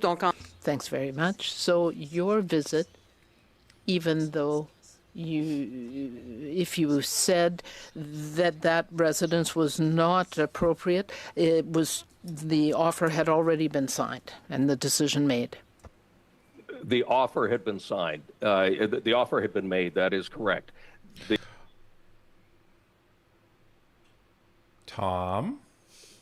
You're under oath. Thomas. You are changing the wording. The offer had been the offer had been made. Why are you not willing to say the offer had been signed? Because you can put together the offer and present it, but that doesn't necessarily mean it's signed. Come on, Tom. Come on. And give me a break. Play this through, everybody. Tom says, soon after he gets there, oh, this residence sucks. Can't have my rave parties here. And all of a sudden, they start looking for a new residence. They're not going to include the guy who made the comments on the original residence before they actually sign the offer to make an offer on the new residence to see what he thinks? Really? Oh, come on! Really? That would be strange. That's an S word for it. I would have said stupid, but... It would be very, very peculiar that you wouldn't get the opinion of the head of the mission who made the comments in the first place that seemed to kickstart this whole process. Right. Like, you're the guy who's saying, oh, this apartment sucks because of this, that, and the other. But they're not going to ask your approval for the new place? Yeah. I don't think so. Robert McFallon with a $5 super chat. It is because of entitled former media D-bags like Clark, Ian, O'Regan, Wallen, and even Duffy that legacy media is dying. I don't know if I'll argue with that or not. Probably not. Peter Whitten with a $5 super chat. Point of order. Through you, Barnaby. I would just like to say this is a truly awesome community. It is. We do have the best community on YouTube. Peter, that's not a point of order. No, but it's true. It is true. It is true. We It do is have true. an amazing community. The signature to finalize the purchase came later. See?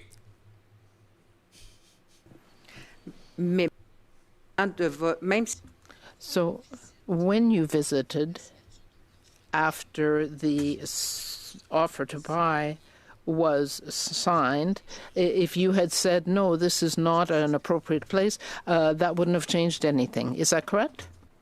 That is correct. It wouldn't have changed a thing. Merci. Thank you. We also have learned that the average that there was a $1.6 million average for purchases, and that would be for a studio, a bachelor apartment. And obviously, a consul general could live there with if there was no family, no children, and so on. But is that something that could have been a possibility, and would that be adequate in the longer term, 60 years from now, for example? Could you see a small apartment being appropriate in the longer term to do business in New York?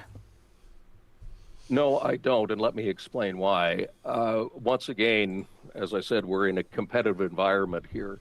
This residence for the Consul General is a working residence. So it's part of what we do in terms of whether we have dinners, whether we have meetings, seminars, receptions, all sorts of things.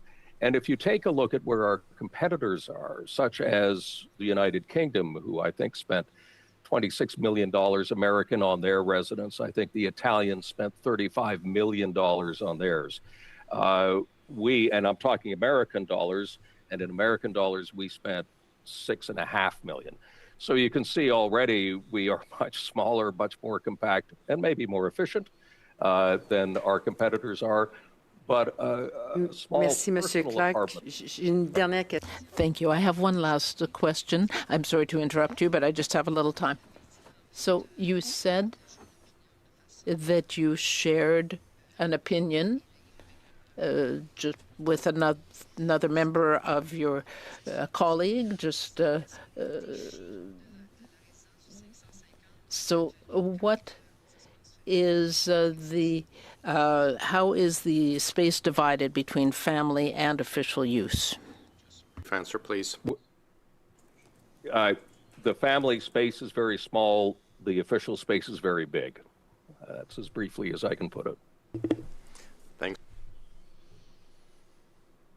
Do we believe that? We saw the layout. It doesn't matter. It has a separate entrance for the help, doesn't it? Yes. Like, And it had a huge kitchen. right, for a personal chef. And it had like a chef's pantry or something Right. fancy. Like some fancy rich person stuff, right? Well, and again, why did Canada spend millions of dollars on this UN conference center? Right, do they not serve food at the conference center? Well, and that's the thing. That it's equipped to be able to actually do that. So So again, this is redundant. Why are we spending all this money? well, you heard why. Well, the Italians spent $35 million, and the United Kingdom spent Yeah, but $29 they don't have an million. affordability crisis. Well, Like- arguably they did, but when did they buy it? Yeah, if they bought it 10 years ago, Then who then cares? who cares, right? But I mean, like, even right now, if they bought something right now, I don't think those countries are having an affordability crisis. At least not the way Canada is having an affordability crisis. and this is the thing. If they purchased this back in like 2018, it wouldn't be the gong show that it is now. Yeah. People still would have been asking questions about it, but it wouldn't be as bad, and that's because of the affordability crisis. It would be like, again, if Trudeau got his wish and purchased another parcel of land in Ottawa to build a new home for him. Yeah. It would have been the same thing. So, yeah.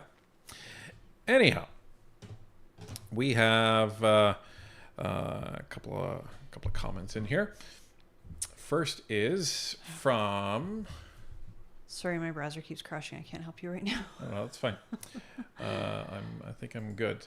So Goko Dining with a $10 super chat. The brass neck on this clown, and with zero shame whatsoever, defends his outrageous purchase while Canadians are starving, homeless, and jobless. He is the human version of period cramps. I think he's worse than that. Wow. Yeah. Pretty bad, but still. Jason Barrett with a $1 super chat. Thank you very much for that, Jason. Smoked Ham, welcome back to NP Supporter. Thank you. Jason Barrett, looks like we have a poem. Hark, hark, we're in the dark of a scandal and lies from dear old Tom Clark. With a coffee maker worth more than my truck, he clearly doesn't give a damn. Thanks for all your great reporting. Amazing. Thank you for keeping it parliamentary. I hope you're a writer in real life, Jason. I wonder if that $1 super chat was I'm coming. And Carol Rome with a $5 super chat. Comparing yourself to others is how to be ungrateful. We can't afford this. Right. And Will Kalchuk with a $2 super chat. The interpreter is not very good. Yeah, I was agreed. thinking the same thing. I want miss that the South South African guy. I miss him. He's so good. Or there's him. There's another. I think she's a francophone lady. She's very good as well because she gets the really she puts animated. the tone Yeah, you hear her in the house sometimes. So those are the two best ones in my opinion. And listless receptionist with a $5 super chat. At least he wasn't trying to keep up with the Kardashians. At least the Kardashians use their own money. Depends. Maybe he's hanging out with Jersey Shore crew. Thanks very much. Mr. Boulerice, please. Oui, merci, monsieur le... Thank you, Mr. Chair. And thank you, Mr. Clark, for being with us again today. Mr. Clark, in answer to the repeated question from this committee, you were clear in saying that, or you were asked, in fact, whether you spoke to anybody about the need to relocate. You said no, never. So you can understand why our committee is a bit troubled, because you seem to have misled us, because there are reports that indicate that you repeatedly expressed misgivings about the former residence, saying it was inadequate, and you shared that opinion with members of your staff and say that that was just impromptu comments. So it turns out that what you said before is not true, even if you made occasional opinions and you didn't mean them to be interpreted as directives. Why did you say to the committee that you didn't talk to anyone about relocating? Because I didn't know it was going to be documented and used against me later, stupid. That's what I said. Okay. I wouldn't have said it if I knew I would have gotten caught. Yeah, like, come on. Stop using it's like logic. a teenager, right? Stop using logic. Well, you weren't supposed to do that. You were supposed to find out. Prairie Farm Girl, welcome to NP. Welcome back to NP Supporter. Thank you very much. Thank you very, very much. Well, Mr. Chair, I did not talk to anybody about relocating. My comments, casual as they may have been, were directed towards what I had to work with at 550 Park in Unit 12E. Again, what it's like it's like when the boss is like, "Well, this is horrible. What are you supposed to do?" Be like, "Yeah, it sure is, boss. I hope you like it." I'm going to. He is annoying me. Can you do a quick poll? I just want to see if people want me to find some of the pictures from the old residence. Okay. Well, I gotta remember how to do a poll. It's been a little while. That one. Okay, start a poll. You from the old, not the Billionaires Row one. The where the slumlords reside. Want to see if everybody wants a refresher. Okay.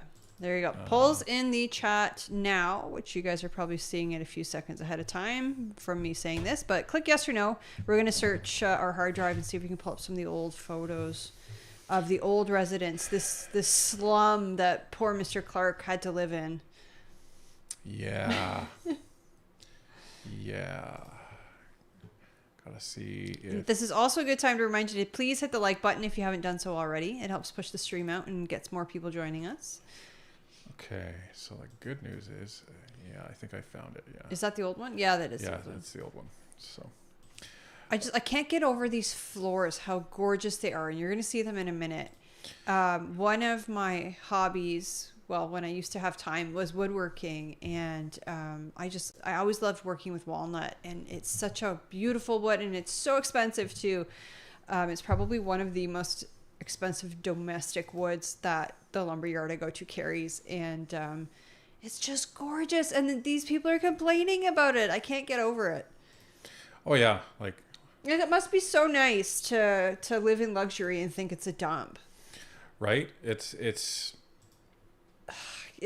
ugh, I have no words for it. It's gross. It's like, I don't know how you could have that kind of attitude. Right? Okay. Sorry, Brian's just loading them into the software here.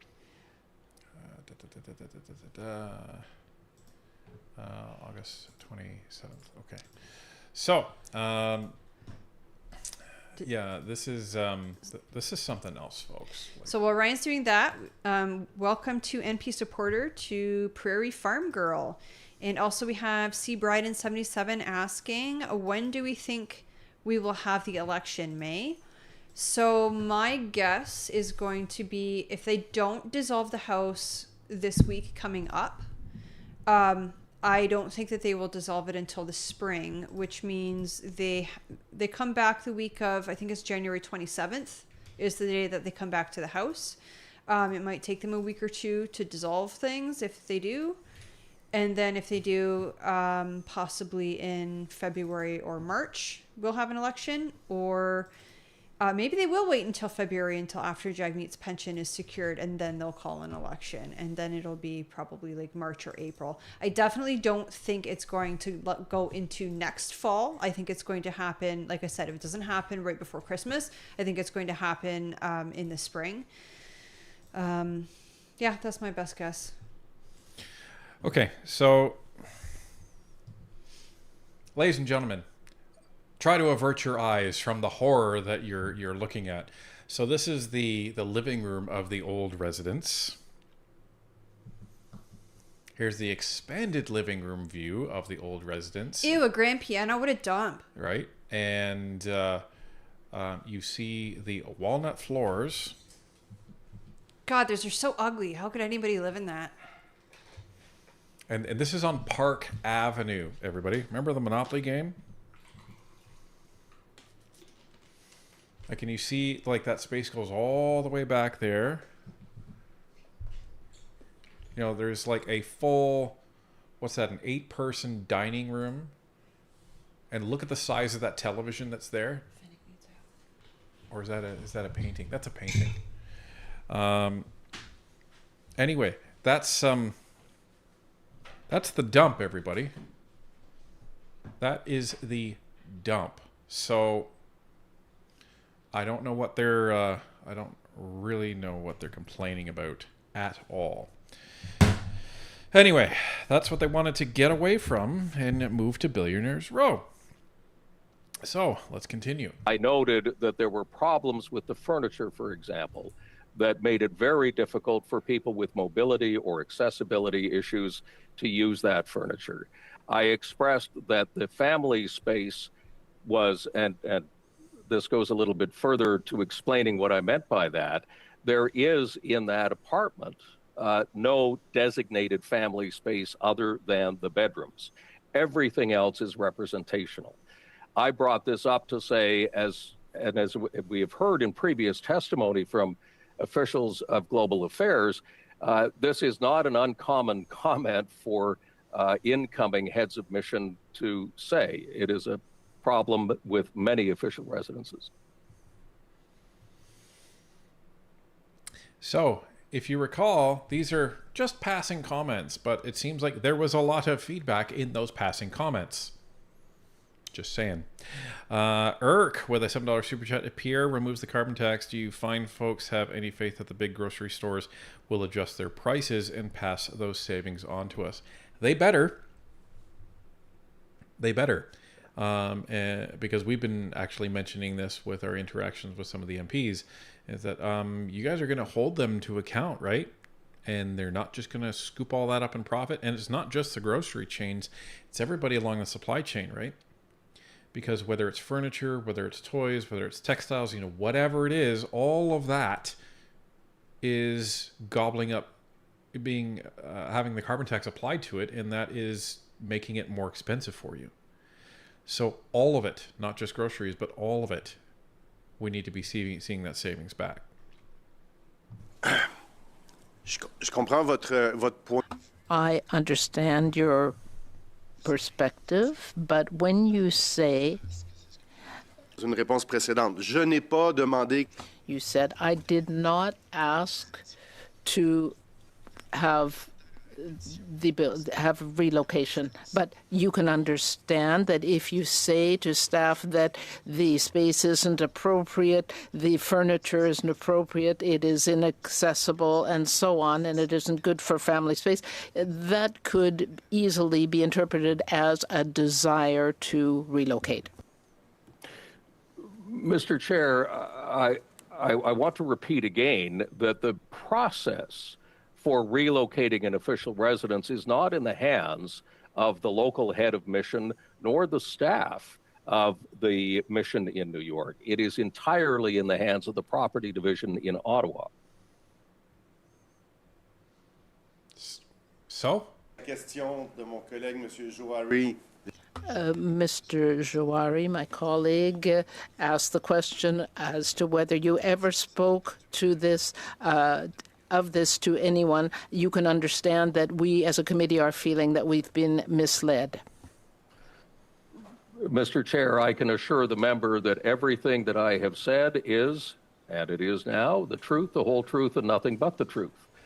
The decision to buy and sell the residences was taken by Ottawa. I had no role in that. I did not exert any influence, nor did I have the ability to exert any influence. So again,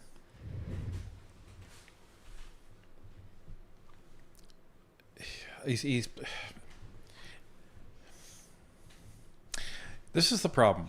When you lie once, everything else. Well, no, but like if you lie once to somebody, then that person is going to call everything else you say into question. And this was a pretty big deception, right? So here's the issue. You have him saying, well, I told the staff, but we can't do anything. And the process has nothing to do with us, has to do with global affairs. Yeah, but guess what, Tom? When global affairs hears from the staff that, hey, the mission head isn't happy with the residents, that most likely will start the process at global affairs. Like, come on, man. And if that's not the case, then what? You're trying to say that doesn't matter what the mission head says, doesn't matter what the staff says, for the consulate general for that particular territory, global affairs is just going to say up yours? Come on. Anyway, Cindy Pepper, welcome to NP Supporter. Thank you very much for that. And we also have Justin Brown, member for 9 months. This is your own fault for accepting the job, Clarky boy. Right? You know what you're getting into, one luxury condo that with right. Beautiful walnut floors. And C. Bryden 77 with a $5 super chat. At the same time, we can't renovate the official residence, right? They looked at that. They looked at it. Yeah, what we learned, it was last week on our live stream, I think. Oh, that yeah. Harper and Kretchen were going to work on it together, and they were going to try to raise funds Sorry, they're talking about renovating that. Oh, I know. Oh, that official residence. Yeah, but anyway, go ahead. Anyway, I'm talking about 24 Sussex. Anyway, they were looking at renovating it and fundraising with all the rich people that they know, and seeing if they could get it done not on the taxpayer's dime. And Trudeau said no. Right, because he wanted a new house. Isn't that gross? I think it needs to at least be turned into a museum, but... And you know what? I could totally see Trudeau wanting, like, the house to be called, like, the Trudeau House. Oh, of course. He would name it after himself. No, but he would say he would name it after his dad. That's what he would say. Of course, just like Vershuren did, right? Yeah. The company's not named after me. It's named after my parents. Yeah, like, give me a break. Anyhow. But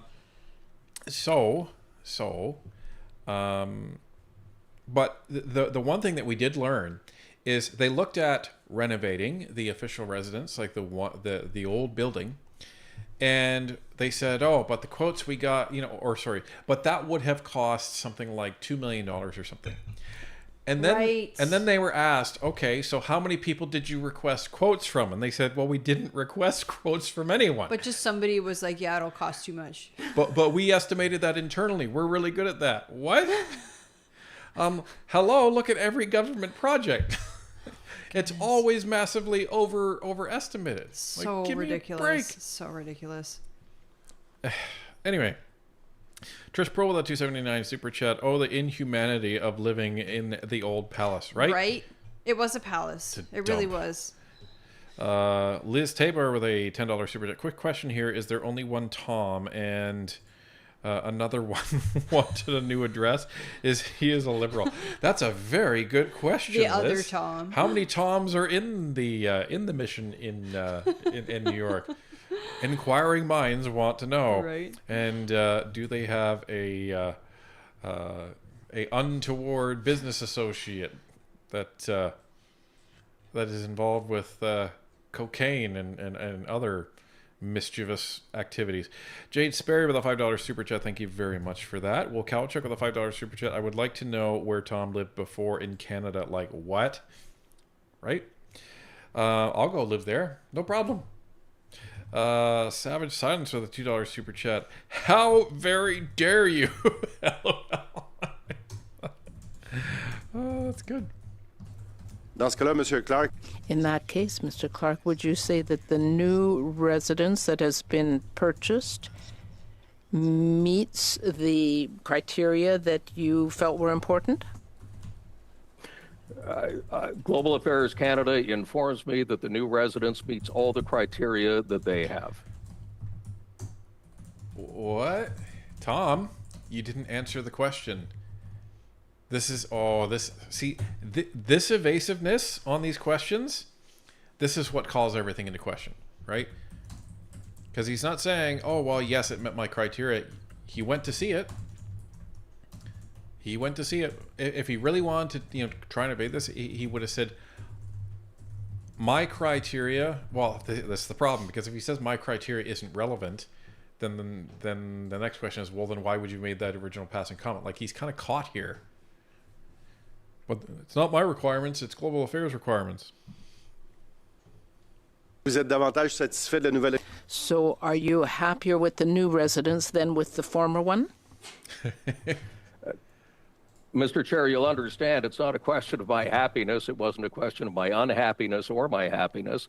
I go where I am told to go. Global Affairs has decided that a process took place, that they wanted to move the residents. That's where I'm going. Oh, come on.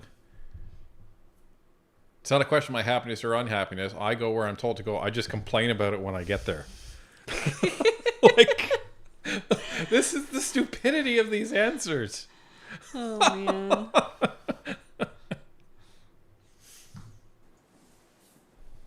Reste combien de temps? How much time do I have left? A minute. When we talk about the tools needed by the Consul General, to what extent is this residence a fundamental tool for your work? That's a good question. I find it very helpful for the type of work that I do. Very often we convene, for example, dinners on particular subjects. We have access to some of the top brains in the United States, and we put them together with Canadians, with Quebecers, with people from other provinces. And it is a way of us finding a way in this very noisy environment in New York to be relevant to the conversation in North America. So it's a very important tool for me. So difficult. Thank you, gentlemen. I think we should have a moment of silence for how difficult it is in New York for Tom Clark. That poor guy. He should come back to Canada. Maybe we should give all of our $250 checks to him. You know, maybe we should send him to a different country instead. Maybe we should send him to Afghanistan. He should be the consular general in Afghanistan. I'm sure there will be a building that will meet his requirements. No? No. Mr. Brock, please, for 5 minutes. Uh-oh. Yes! Yes! Mark, at your last appearance, you were emphatic when you stated you had nothing to do with the decision to sell the old official residence. You had nothing to do with the decision to buy the new official residence. You had nothing to do with deciding on its amenities or its location. So let's cut to the chase. Since 2014, plans to repair the old luxurious official residence on Park Ave were ongoing and repairs commenced. No other prior head of mission demanded an immediate replacement. On February 23, 2023, your buddy Justin Trudeau appoints you head of mission in New York City. On April the 27th, same year, just a few months later, you host a reception for your buddy. You post a video to social media of the two of you in a limousine. In and around the same time, you and your office inform GAC officials, pursuant to an ATIP, that the property is not suitable for representational activities, it's not suitable as a residence, and I'm going to highlight this, requires immediate replacement. I have it right here, ATIP, black and white, Tom Clark. No other head of mission to New York City had issued that directive before other than you, Tom Clark.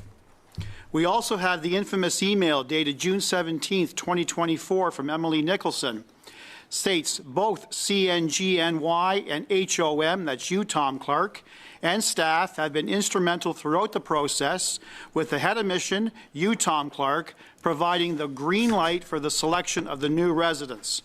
After your lies were exposed, you wrote to this committee. You tried to explain that your comments to officials were made in passing. Well, Tom Clark, that's another lie. Comments made in passing might include, how's the weather? How was your weekend? I guess my appearance at committee is not going very well today, but those...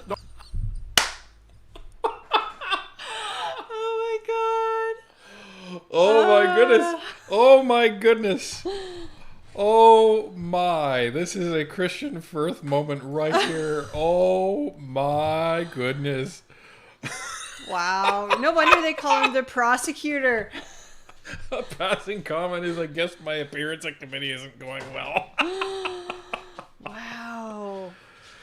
Oh my goodness. Clark's going down in flames. Oh, I'm so glad we're watching this right now. This is incredible. Hold on, my dog opened the door. Well, we decided that we would try leaving the doors like ajar for them, and that way the cats wouldn't scratch the door, and that hopefully Finnick wouldn't get lonely. He misses his soulmate, so he's in the room. That was savage. Absolutely savage. Oh, okay. Amazing. Trying to know with a $2 super chat, why buy a 3,500 square foot condo when Park Avenue was bigger?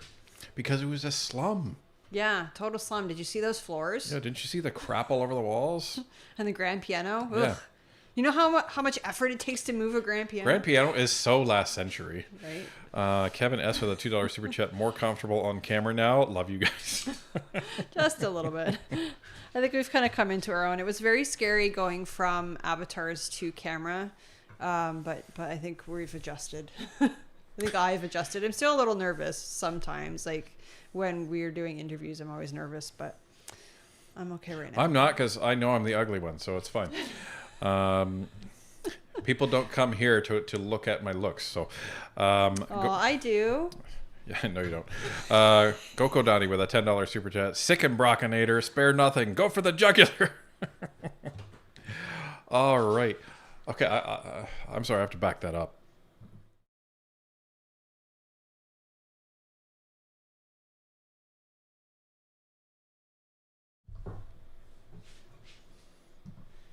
states both CNGNY and HOM, that's you, Tom Clark, and staff have been instrumental throughout the process, with the head of mission, you, Tom Clark, providing the green light for the selection of the new residents. After your lies were exposed, you wrote to this committee. You tried to explain that your comments to officials were made in passing. Well, Tom Clark, that's another lie. Comments made in passing might include, how's the weather? How was your weekend? I guess my appearance at committee is not going very well today, but those are passing comments.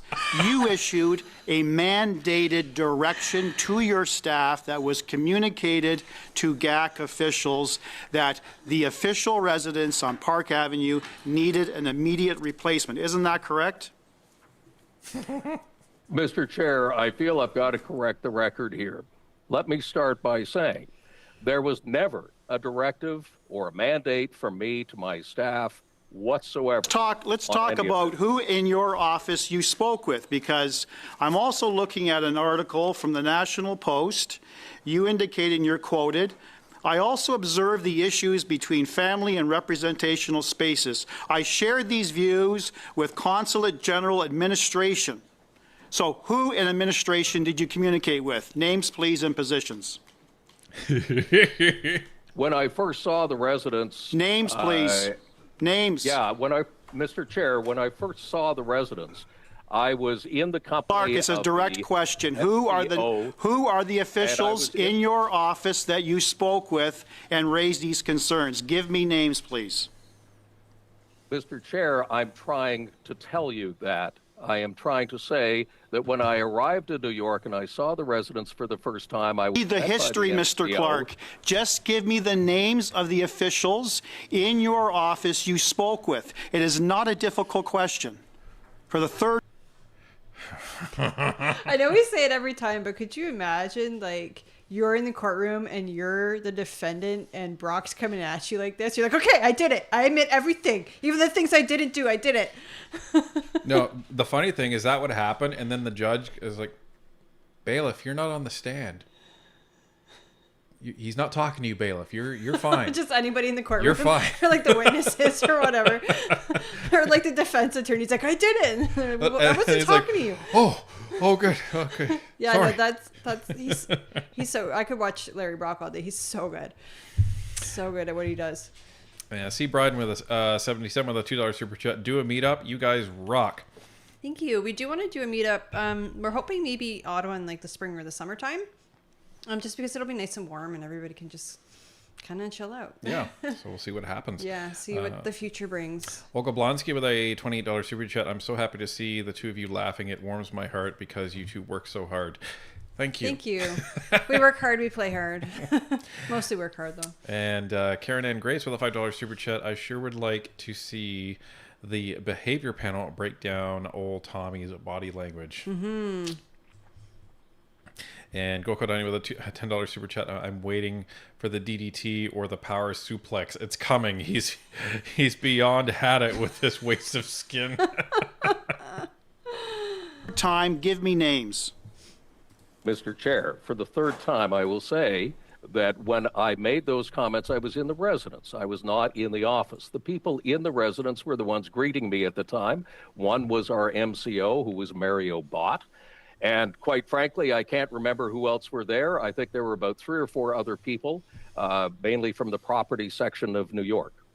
Table all the names of the individuals you spoke with, where you highlighted deficiencies in the official residence, whether in the residence itself, the staff, and your staff at your office in Manhattan. Will you table those names and those positions, including their email addresses, to this committee, yes or no? Guess who's going to get called to committee, guys? Are you loyal to Tom or are you loyal to the truth? Well, Mr. Chair, I will do my very best to try and remember who you was in that meeting. Indicate that the comment you made about immediate replacement was made in passing to a colleague and reported to Consulate General at Global Affairs. Who was that colleague? Mr. Chair, I never made that comment. You're quoted in the National Post, so you can take that up with the National Post. Now, it's very clear that GAC officials earlier this week confirmed how important your mission is. You, as head of mission, are the most important official in that residence, and what you say carries great weight. So, Tom, you influenced your staff because you indicated to your staff that your champagne tastes were not suitable anymore for Park Avenue, and you needed that wonderful Central Park view on Billionaires Row. Isn't that correct? Mr. Chair, everything that is said is inaccurate. Thank you. That's our time. We'll go to Mr. Baines now, please. Oh, do we have to? I think, I don't know if he's the last one. Oh, all right. Well, yeah, I don't know, because I doubt there's going to be many people who have seen this to be able to give the intel on that. So, but wow. I love watching Larry Brock work. Even just Brock and Barrett working here, this was amazing. Yeah, like Barrett's amazing. He's not a lawyer, but he's really, really good at holding these guys to account. And it's funny because somebody who was in committee, I heard from them, they were in the room and they're like, yeah, Barrett was epic. I'm like, okay, now I can't wait to see it. So, well, when you were in committee, wasn't Barrett in the room? No, he wasn't on that committee. Garnet Genis was. This was on PACP. Oh, so okay. So Garnet wasn't in that one. I did get to hear Nathaniel Erskine-Smith drop his F-bomb. Right, I remember that. It was like right when you walked in. Yeah, so. Okay, let's see about skipping Baines.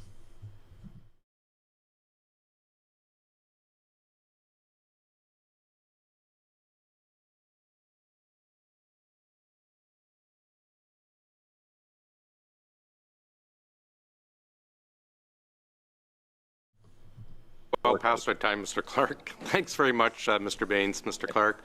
We'll go to Mrs. Vignola, but before we start, there's a fair amount of noise in the room. If everyone can keep it down, please.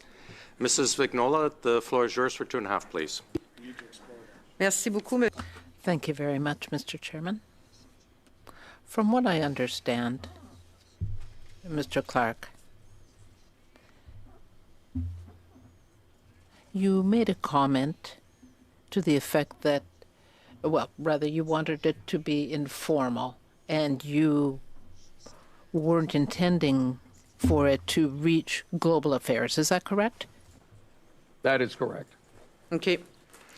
À ce moment-là, that being the case, I have a question for you, and I just have a couple of minutes left. So my question is, how could it be avoided in the future, this kind of situation where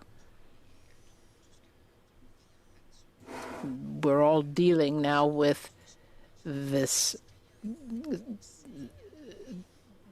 event? What advice should be given to consuls general, to the staff at Global Affairs, so that there is a very clear distinction between an informal opinion that is not at all intended to influence a decision or a process, and something that is. Do you have any recommendations in that regard? Keep your mouth shut. Maybe don't complain about a $13.5 million palace that you're sent to work at. Oh, but it's such a dump. It doesn't justify the price tag. Like, Jesus. Anyway. I want to get my mouse back to over here. Okay, perfect. Right, we got a couple to get through. A couple of these are kind of funny, actually. Dana Wick with a $5 super chat. You are going to keep that as a meme. You know what? I am going to keep that as a meme. So I could just have Brock. Yeah, write that down. I'll write it down. Hold on. Just Brock saying, I'm not having a very good day. Because no doubt that will get a lot of use in the future. Well done on that one, Dana. And Yevon Gendro with a $10 super chat. Thank you very much. He's so matter of fact to the point. Brock is amazing. Yes, he is. He's a really great person. He's very what would you say? He's humble, very humble. Oh, he is. Yeah. He is. But when he gets to work, like he's there to work. Yeah. Get out of the way. Don't screw over the Canadian taxpayers because he'll get you. Yeah. And yeah, like he legit cannot stand corruption. Like it's just. Yeah, he's one of the good guys, you know. Like yeah. I'm really glad that he's on our side and not the Liberal side. Rob Barkos with a $2 super chat. Brock to Tom Clark. You will be destroyed.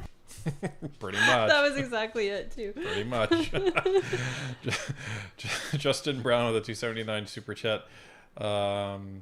China Parm Baines, right? He's one of the 11 allegedly. And Savage Science with a $5 super chat. Have you guys heard about the passport scandal that just dropped? No, the only thing I've heard about passports recently is that people who are planning on going on vacation and were getting passports through Canada Post are now in trouble. That's the only thing I've heard. I don't know if that's what you're talking about, but that's the only thing I've heard. Service Canada holding back 85,000 passports amid mail strike. Yeah, okay, so it is related. That's not It's good. the same thing. No, it's not good because as Canadians, do we not have a right to our passports? We sure do. And this is why I get so upset. Like, the whole conflict between the employer and the employees aside, I don't feel it's right to hold the public hostage, especially when you have a monopoly on something like passports via mail. And Craig on the Prairie with a $5 super chat. NP Meetup. That's one of the few things that could make it worth going to Ontario. May need a GFM for the fuel from Calgary. Stay awesome. Thank you. And Will Kalachuk with a $2 super chat. I still think Kelly is the best chair. He's amazing. Yeah, we got the opportunity to say hi to him back when we were there when in May, end of May, beginning of June. Yeah, he's a really sweet guy. And he has a very sharp sense of humor. He does. He's got the best sense of humor. The first thing that he said to us, because we were still using the avatars at the time, and we were kind of like introduced through a mutual friend, he had said to Ryan... Like, this was within the first, 10 seconds of meeting him. Or no, he said to me first, he goes, "You're better looking than your avatar. You're not." Yeah, he said, "You not so much." And I'm just like... Hi, Kelly. It's nice to meet you, Mr. McCauley. It was awesome. I love people with a good sense of humor, so it was great. But it's also funny because Kelly had seen our show before, I think, and it's always strange because people, when they meet us for the first time, they know us, but we don't know them. So, no doubt Kelly just felt comfortable saying that. Because he thought he, basically... Because it was hilarious. Well, but he also, kind of knew us. But it's like, I'm preparing myself for this very stuffy formal... meeting, yeah. No, just like this very formal interaction with a member of parliament that I highly respect. And the first thing he does is like, "Yeah, you're ugly." You? No, it was great. It was phenomenal. Like, and it's great because that immediately gave me a sense of what Mr. Percoli is like, when he's kind of off work time. So, I also love that he felt comfortable to be able to just, throw that out there like that. I'm like, all right, I see how we're playing. Well, and you know what, I will say it's really cool if you have the opportunity to meet either your MP or your candidate who's running to be your MP. Most of them are just amazing people. So if you can get out and go door knocking with them, or sometimes they'll hold events in the community, get out and meet them. Most of them are really super awesome people. And they just constantly say to us, "We're just regular folks." So we're just regular folks just in Ottawa. So Peter Whitten with a $10 super chat. I converted 6 more of my people to be followers tonight. Oh, awesome. Wow. Will you give some sort of shout out like... the always clever Pete is here once again. Well, good evening to the always clever Pete. The always witty Peter Whitten. How about that? So, and Chuck Laswick with a $7 super chat. Hard to tell if he's lost. If he's looking, I think it's probably an autocorrect. If he's looking up and left. with those beady eyes. Nurses can't strike. Postal workers shouldn't either. Yeah, the mail should be regarded as an essential service in my humble Well, opinion. again, especially when they have a monopoly. Well, look at what happens, right? Yeah. You get to see what an essential service is when it's not working. Well, and there's a lot of flippant comments that you see online. People are like, "Well, it doesn't matter. I don't get mail. It's just junk mail, etc., etc." It matters to a lot of small businesses. Millions of people do. It matters to a lot of people who get government support checks by mail. It matters to a lot of people who need things like passports by mail. What about people who need medications by mail? Certain couriers won't carry certain types of medications. Like, for example, maybe you're maybe you're diabetic and you need insulin and it needs to be refrigerated and carried in a certain manner. Like, there's lots of people who need the mail service, and I don't think it's right to hold us all hostage.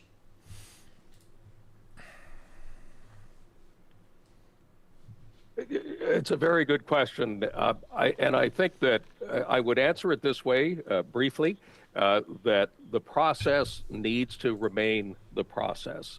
I think that anybody coming into a new residence, you can't prevent somebody saying, wow, this is nice, or wow, this is bad.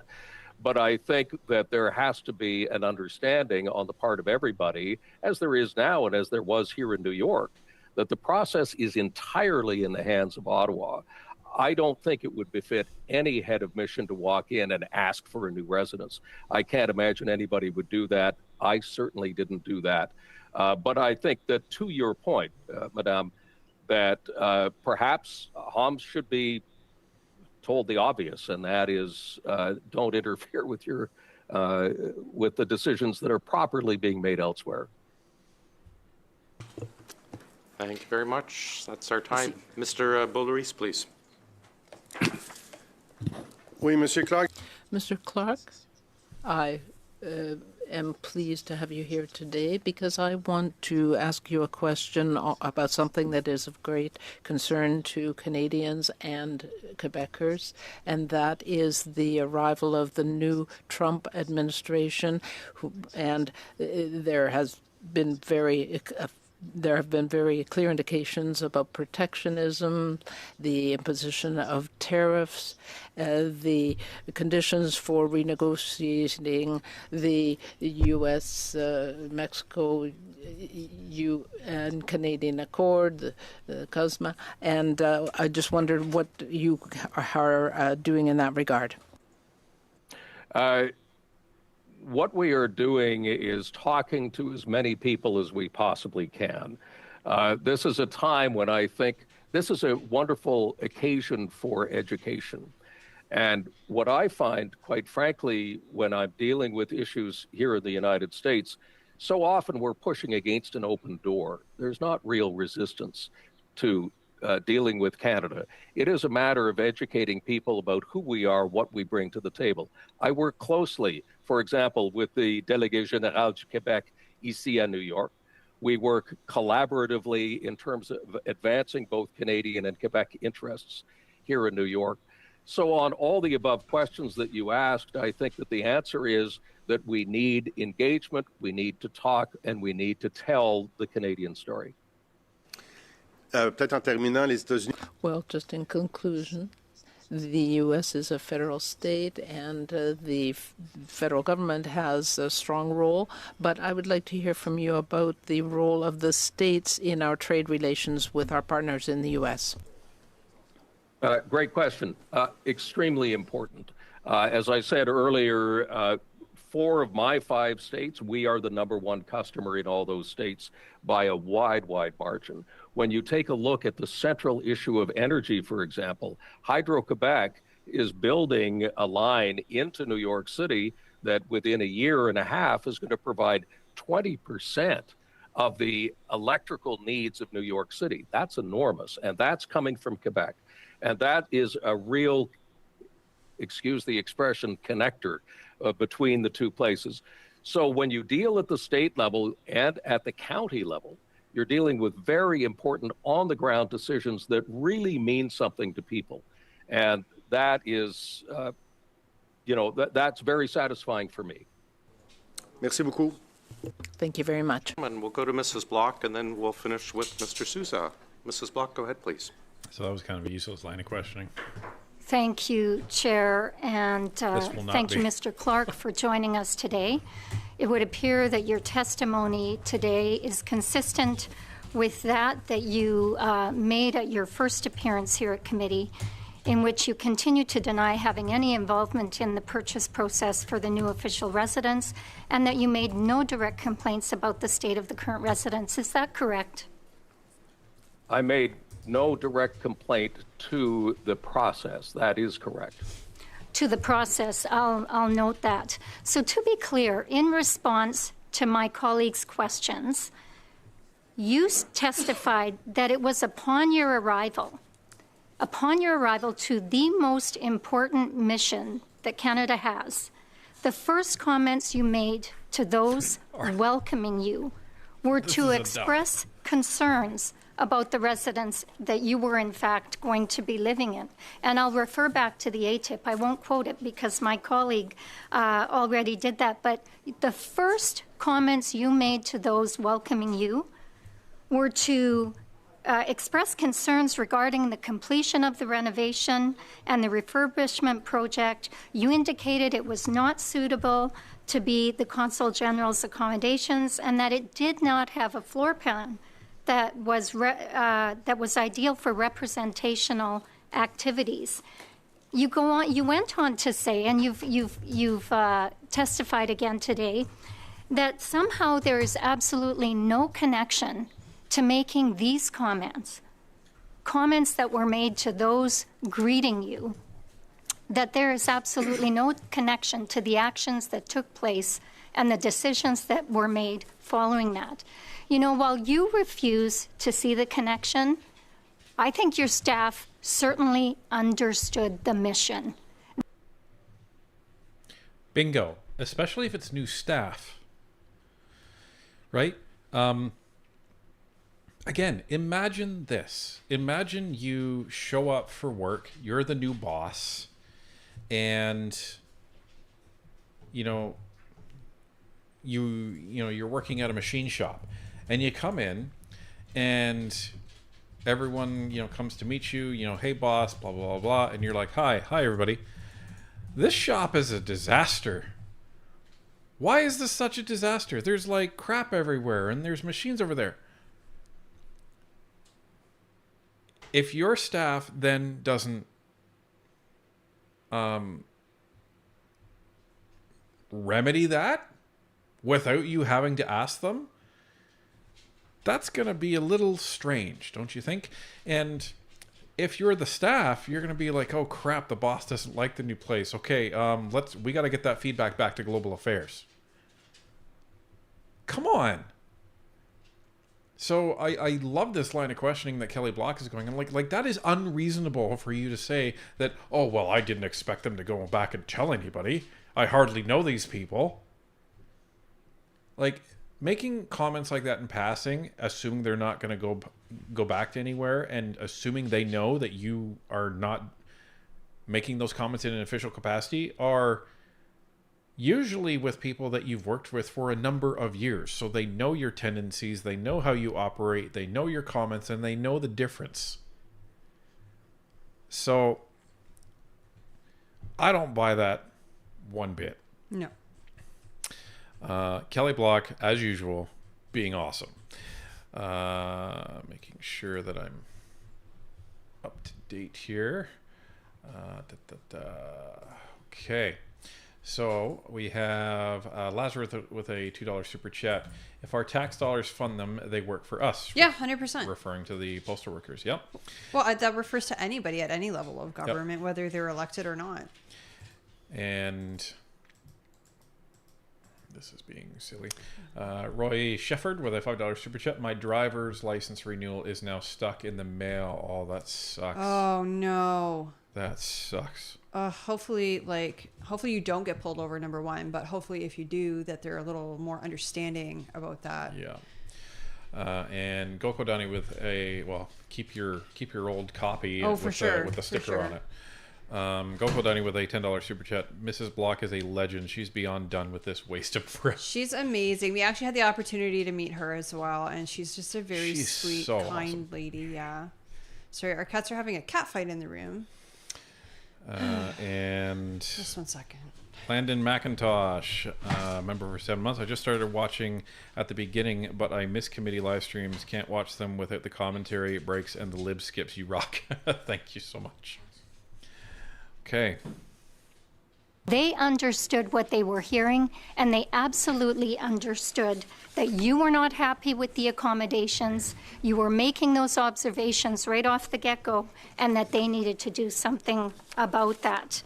You've also stated time and time again that you did not ever talk to anyone about this, and yet in your own letter, and you refused to admit that these comments were made to a colleague, and you said you didn't say that. It's in your letter. Did you write the letter that was sent to this committee? Mr. Chair, I did.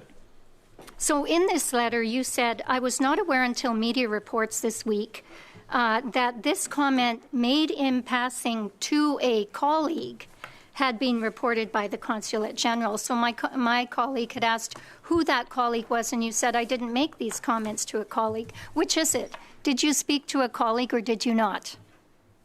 Mr. Chair, I did, but perhaps just for precision, could you ask me what comments you're referring to? Because if the comments you're referring to are me saying we need a new residence, that simply is not true.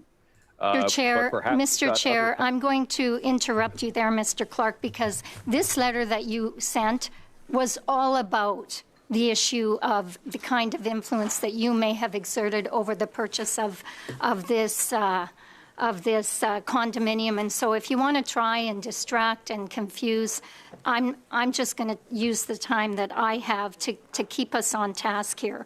We have received emails and official documents that indicated you were instrumental in getting the ball rolling on the purchase of the new residence. That's why you hurriedly wrote this letter, to say that the comments that were made were only made in passing. And I think we've already debunked that theory that you were only making comments in passing, especially since they were comments made upon your arrival.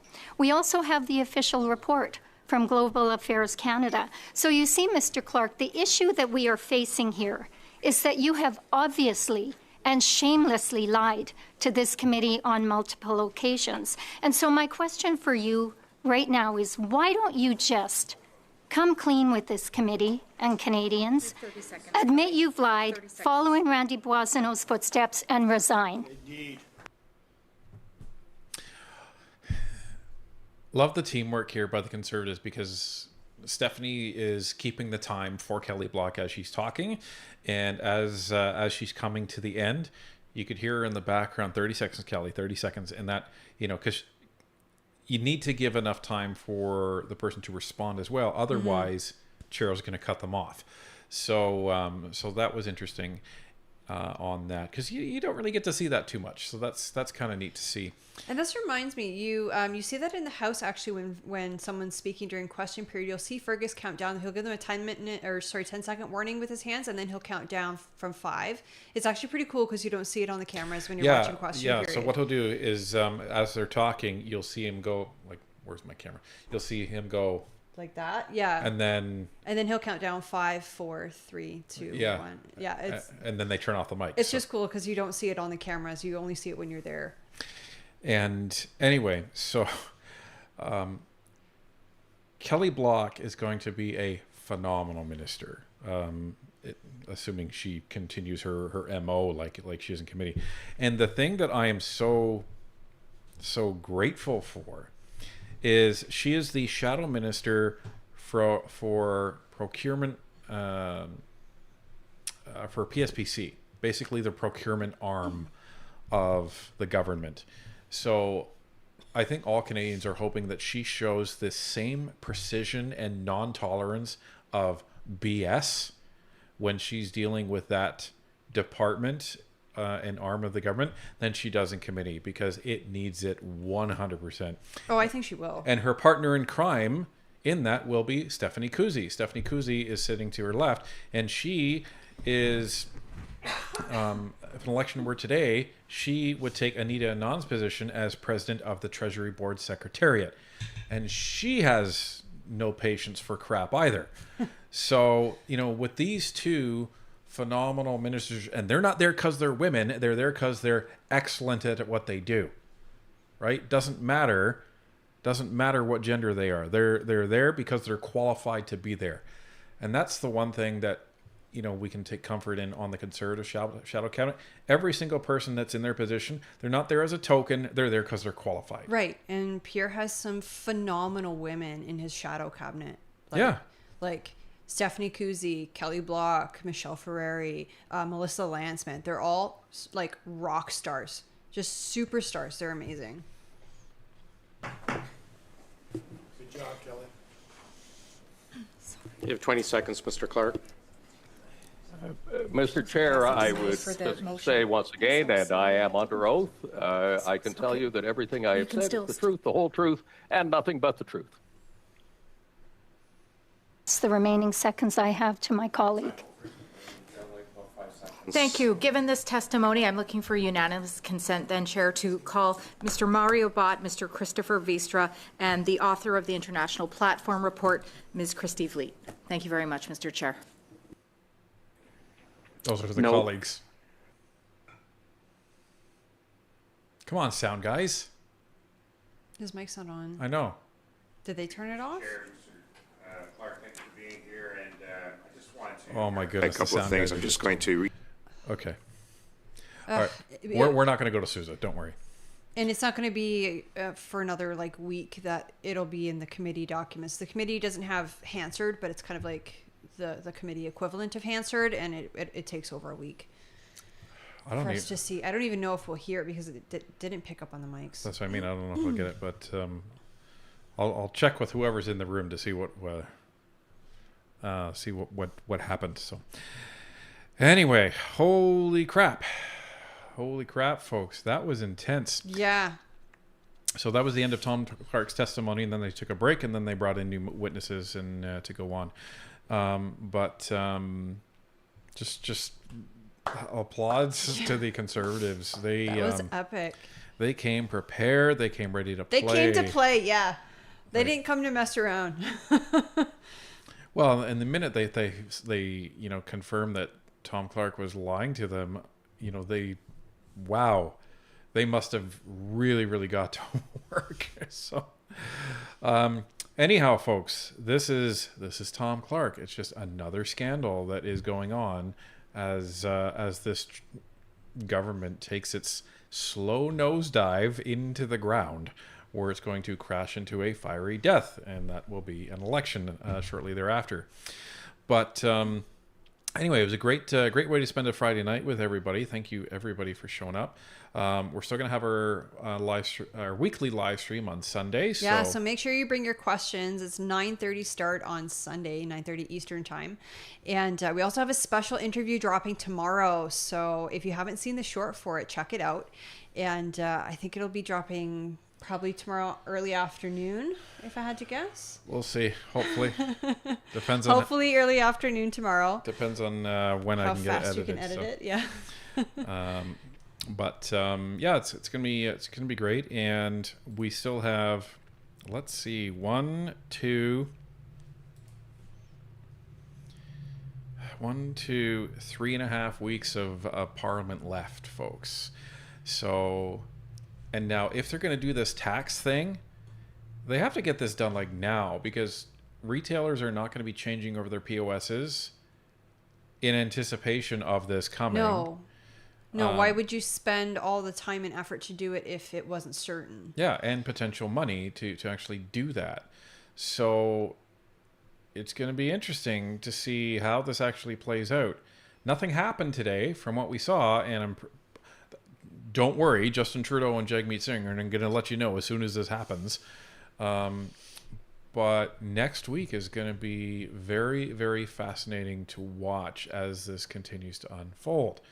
But until then, and until Sunday, thank you everybody for joining us. Thank you so much for your support and your donations. It's always appreciated.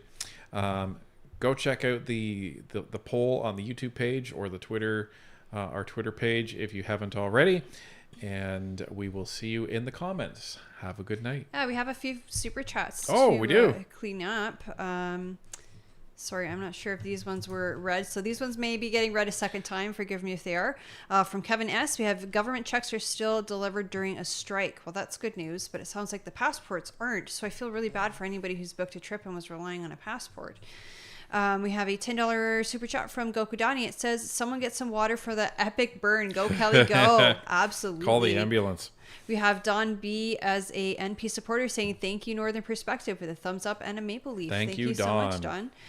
We have a super sticker from Canadian Commando. It's a baby lemon with pom-poms in his hands cheerleading.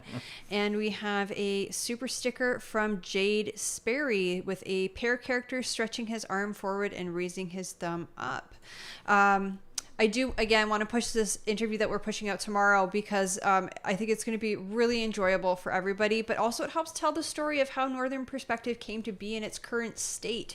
So please do make sure that you check it out tomorrow when it drops.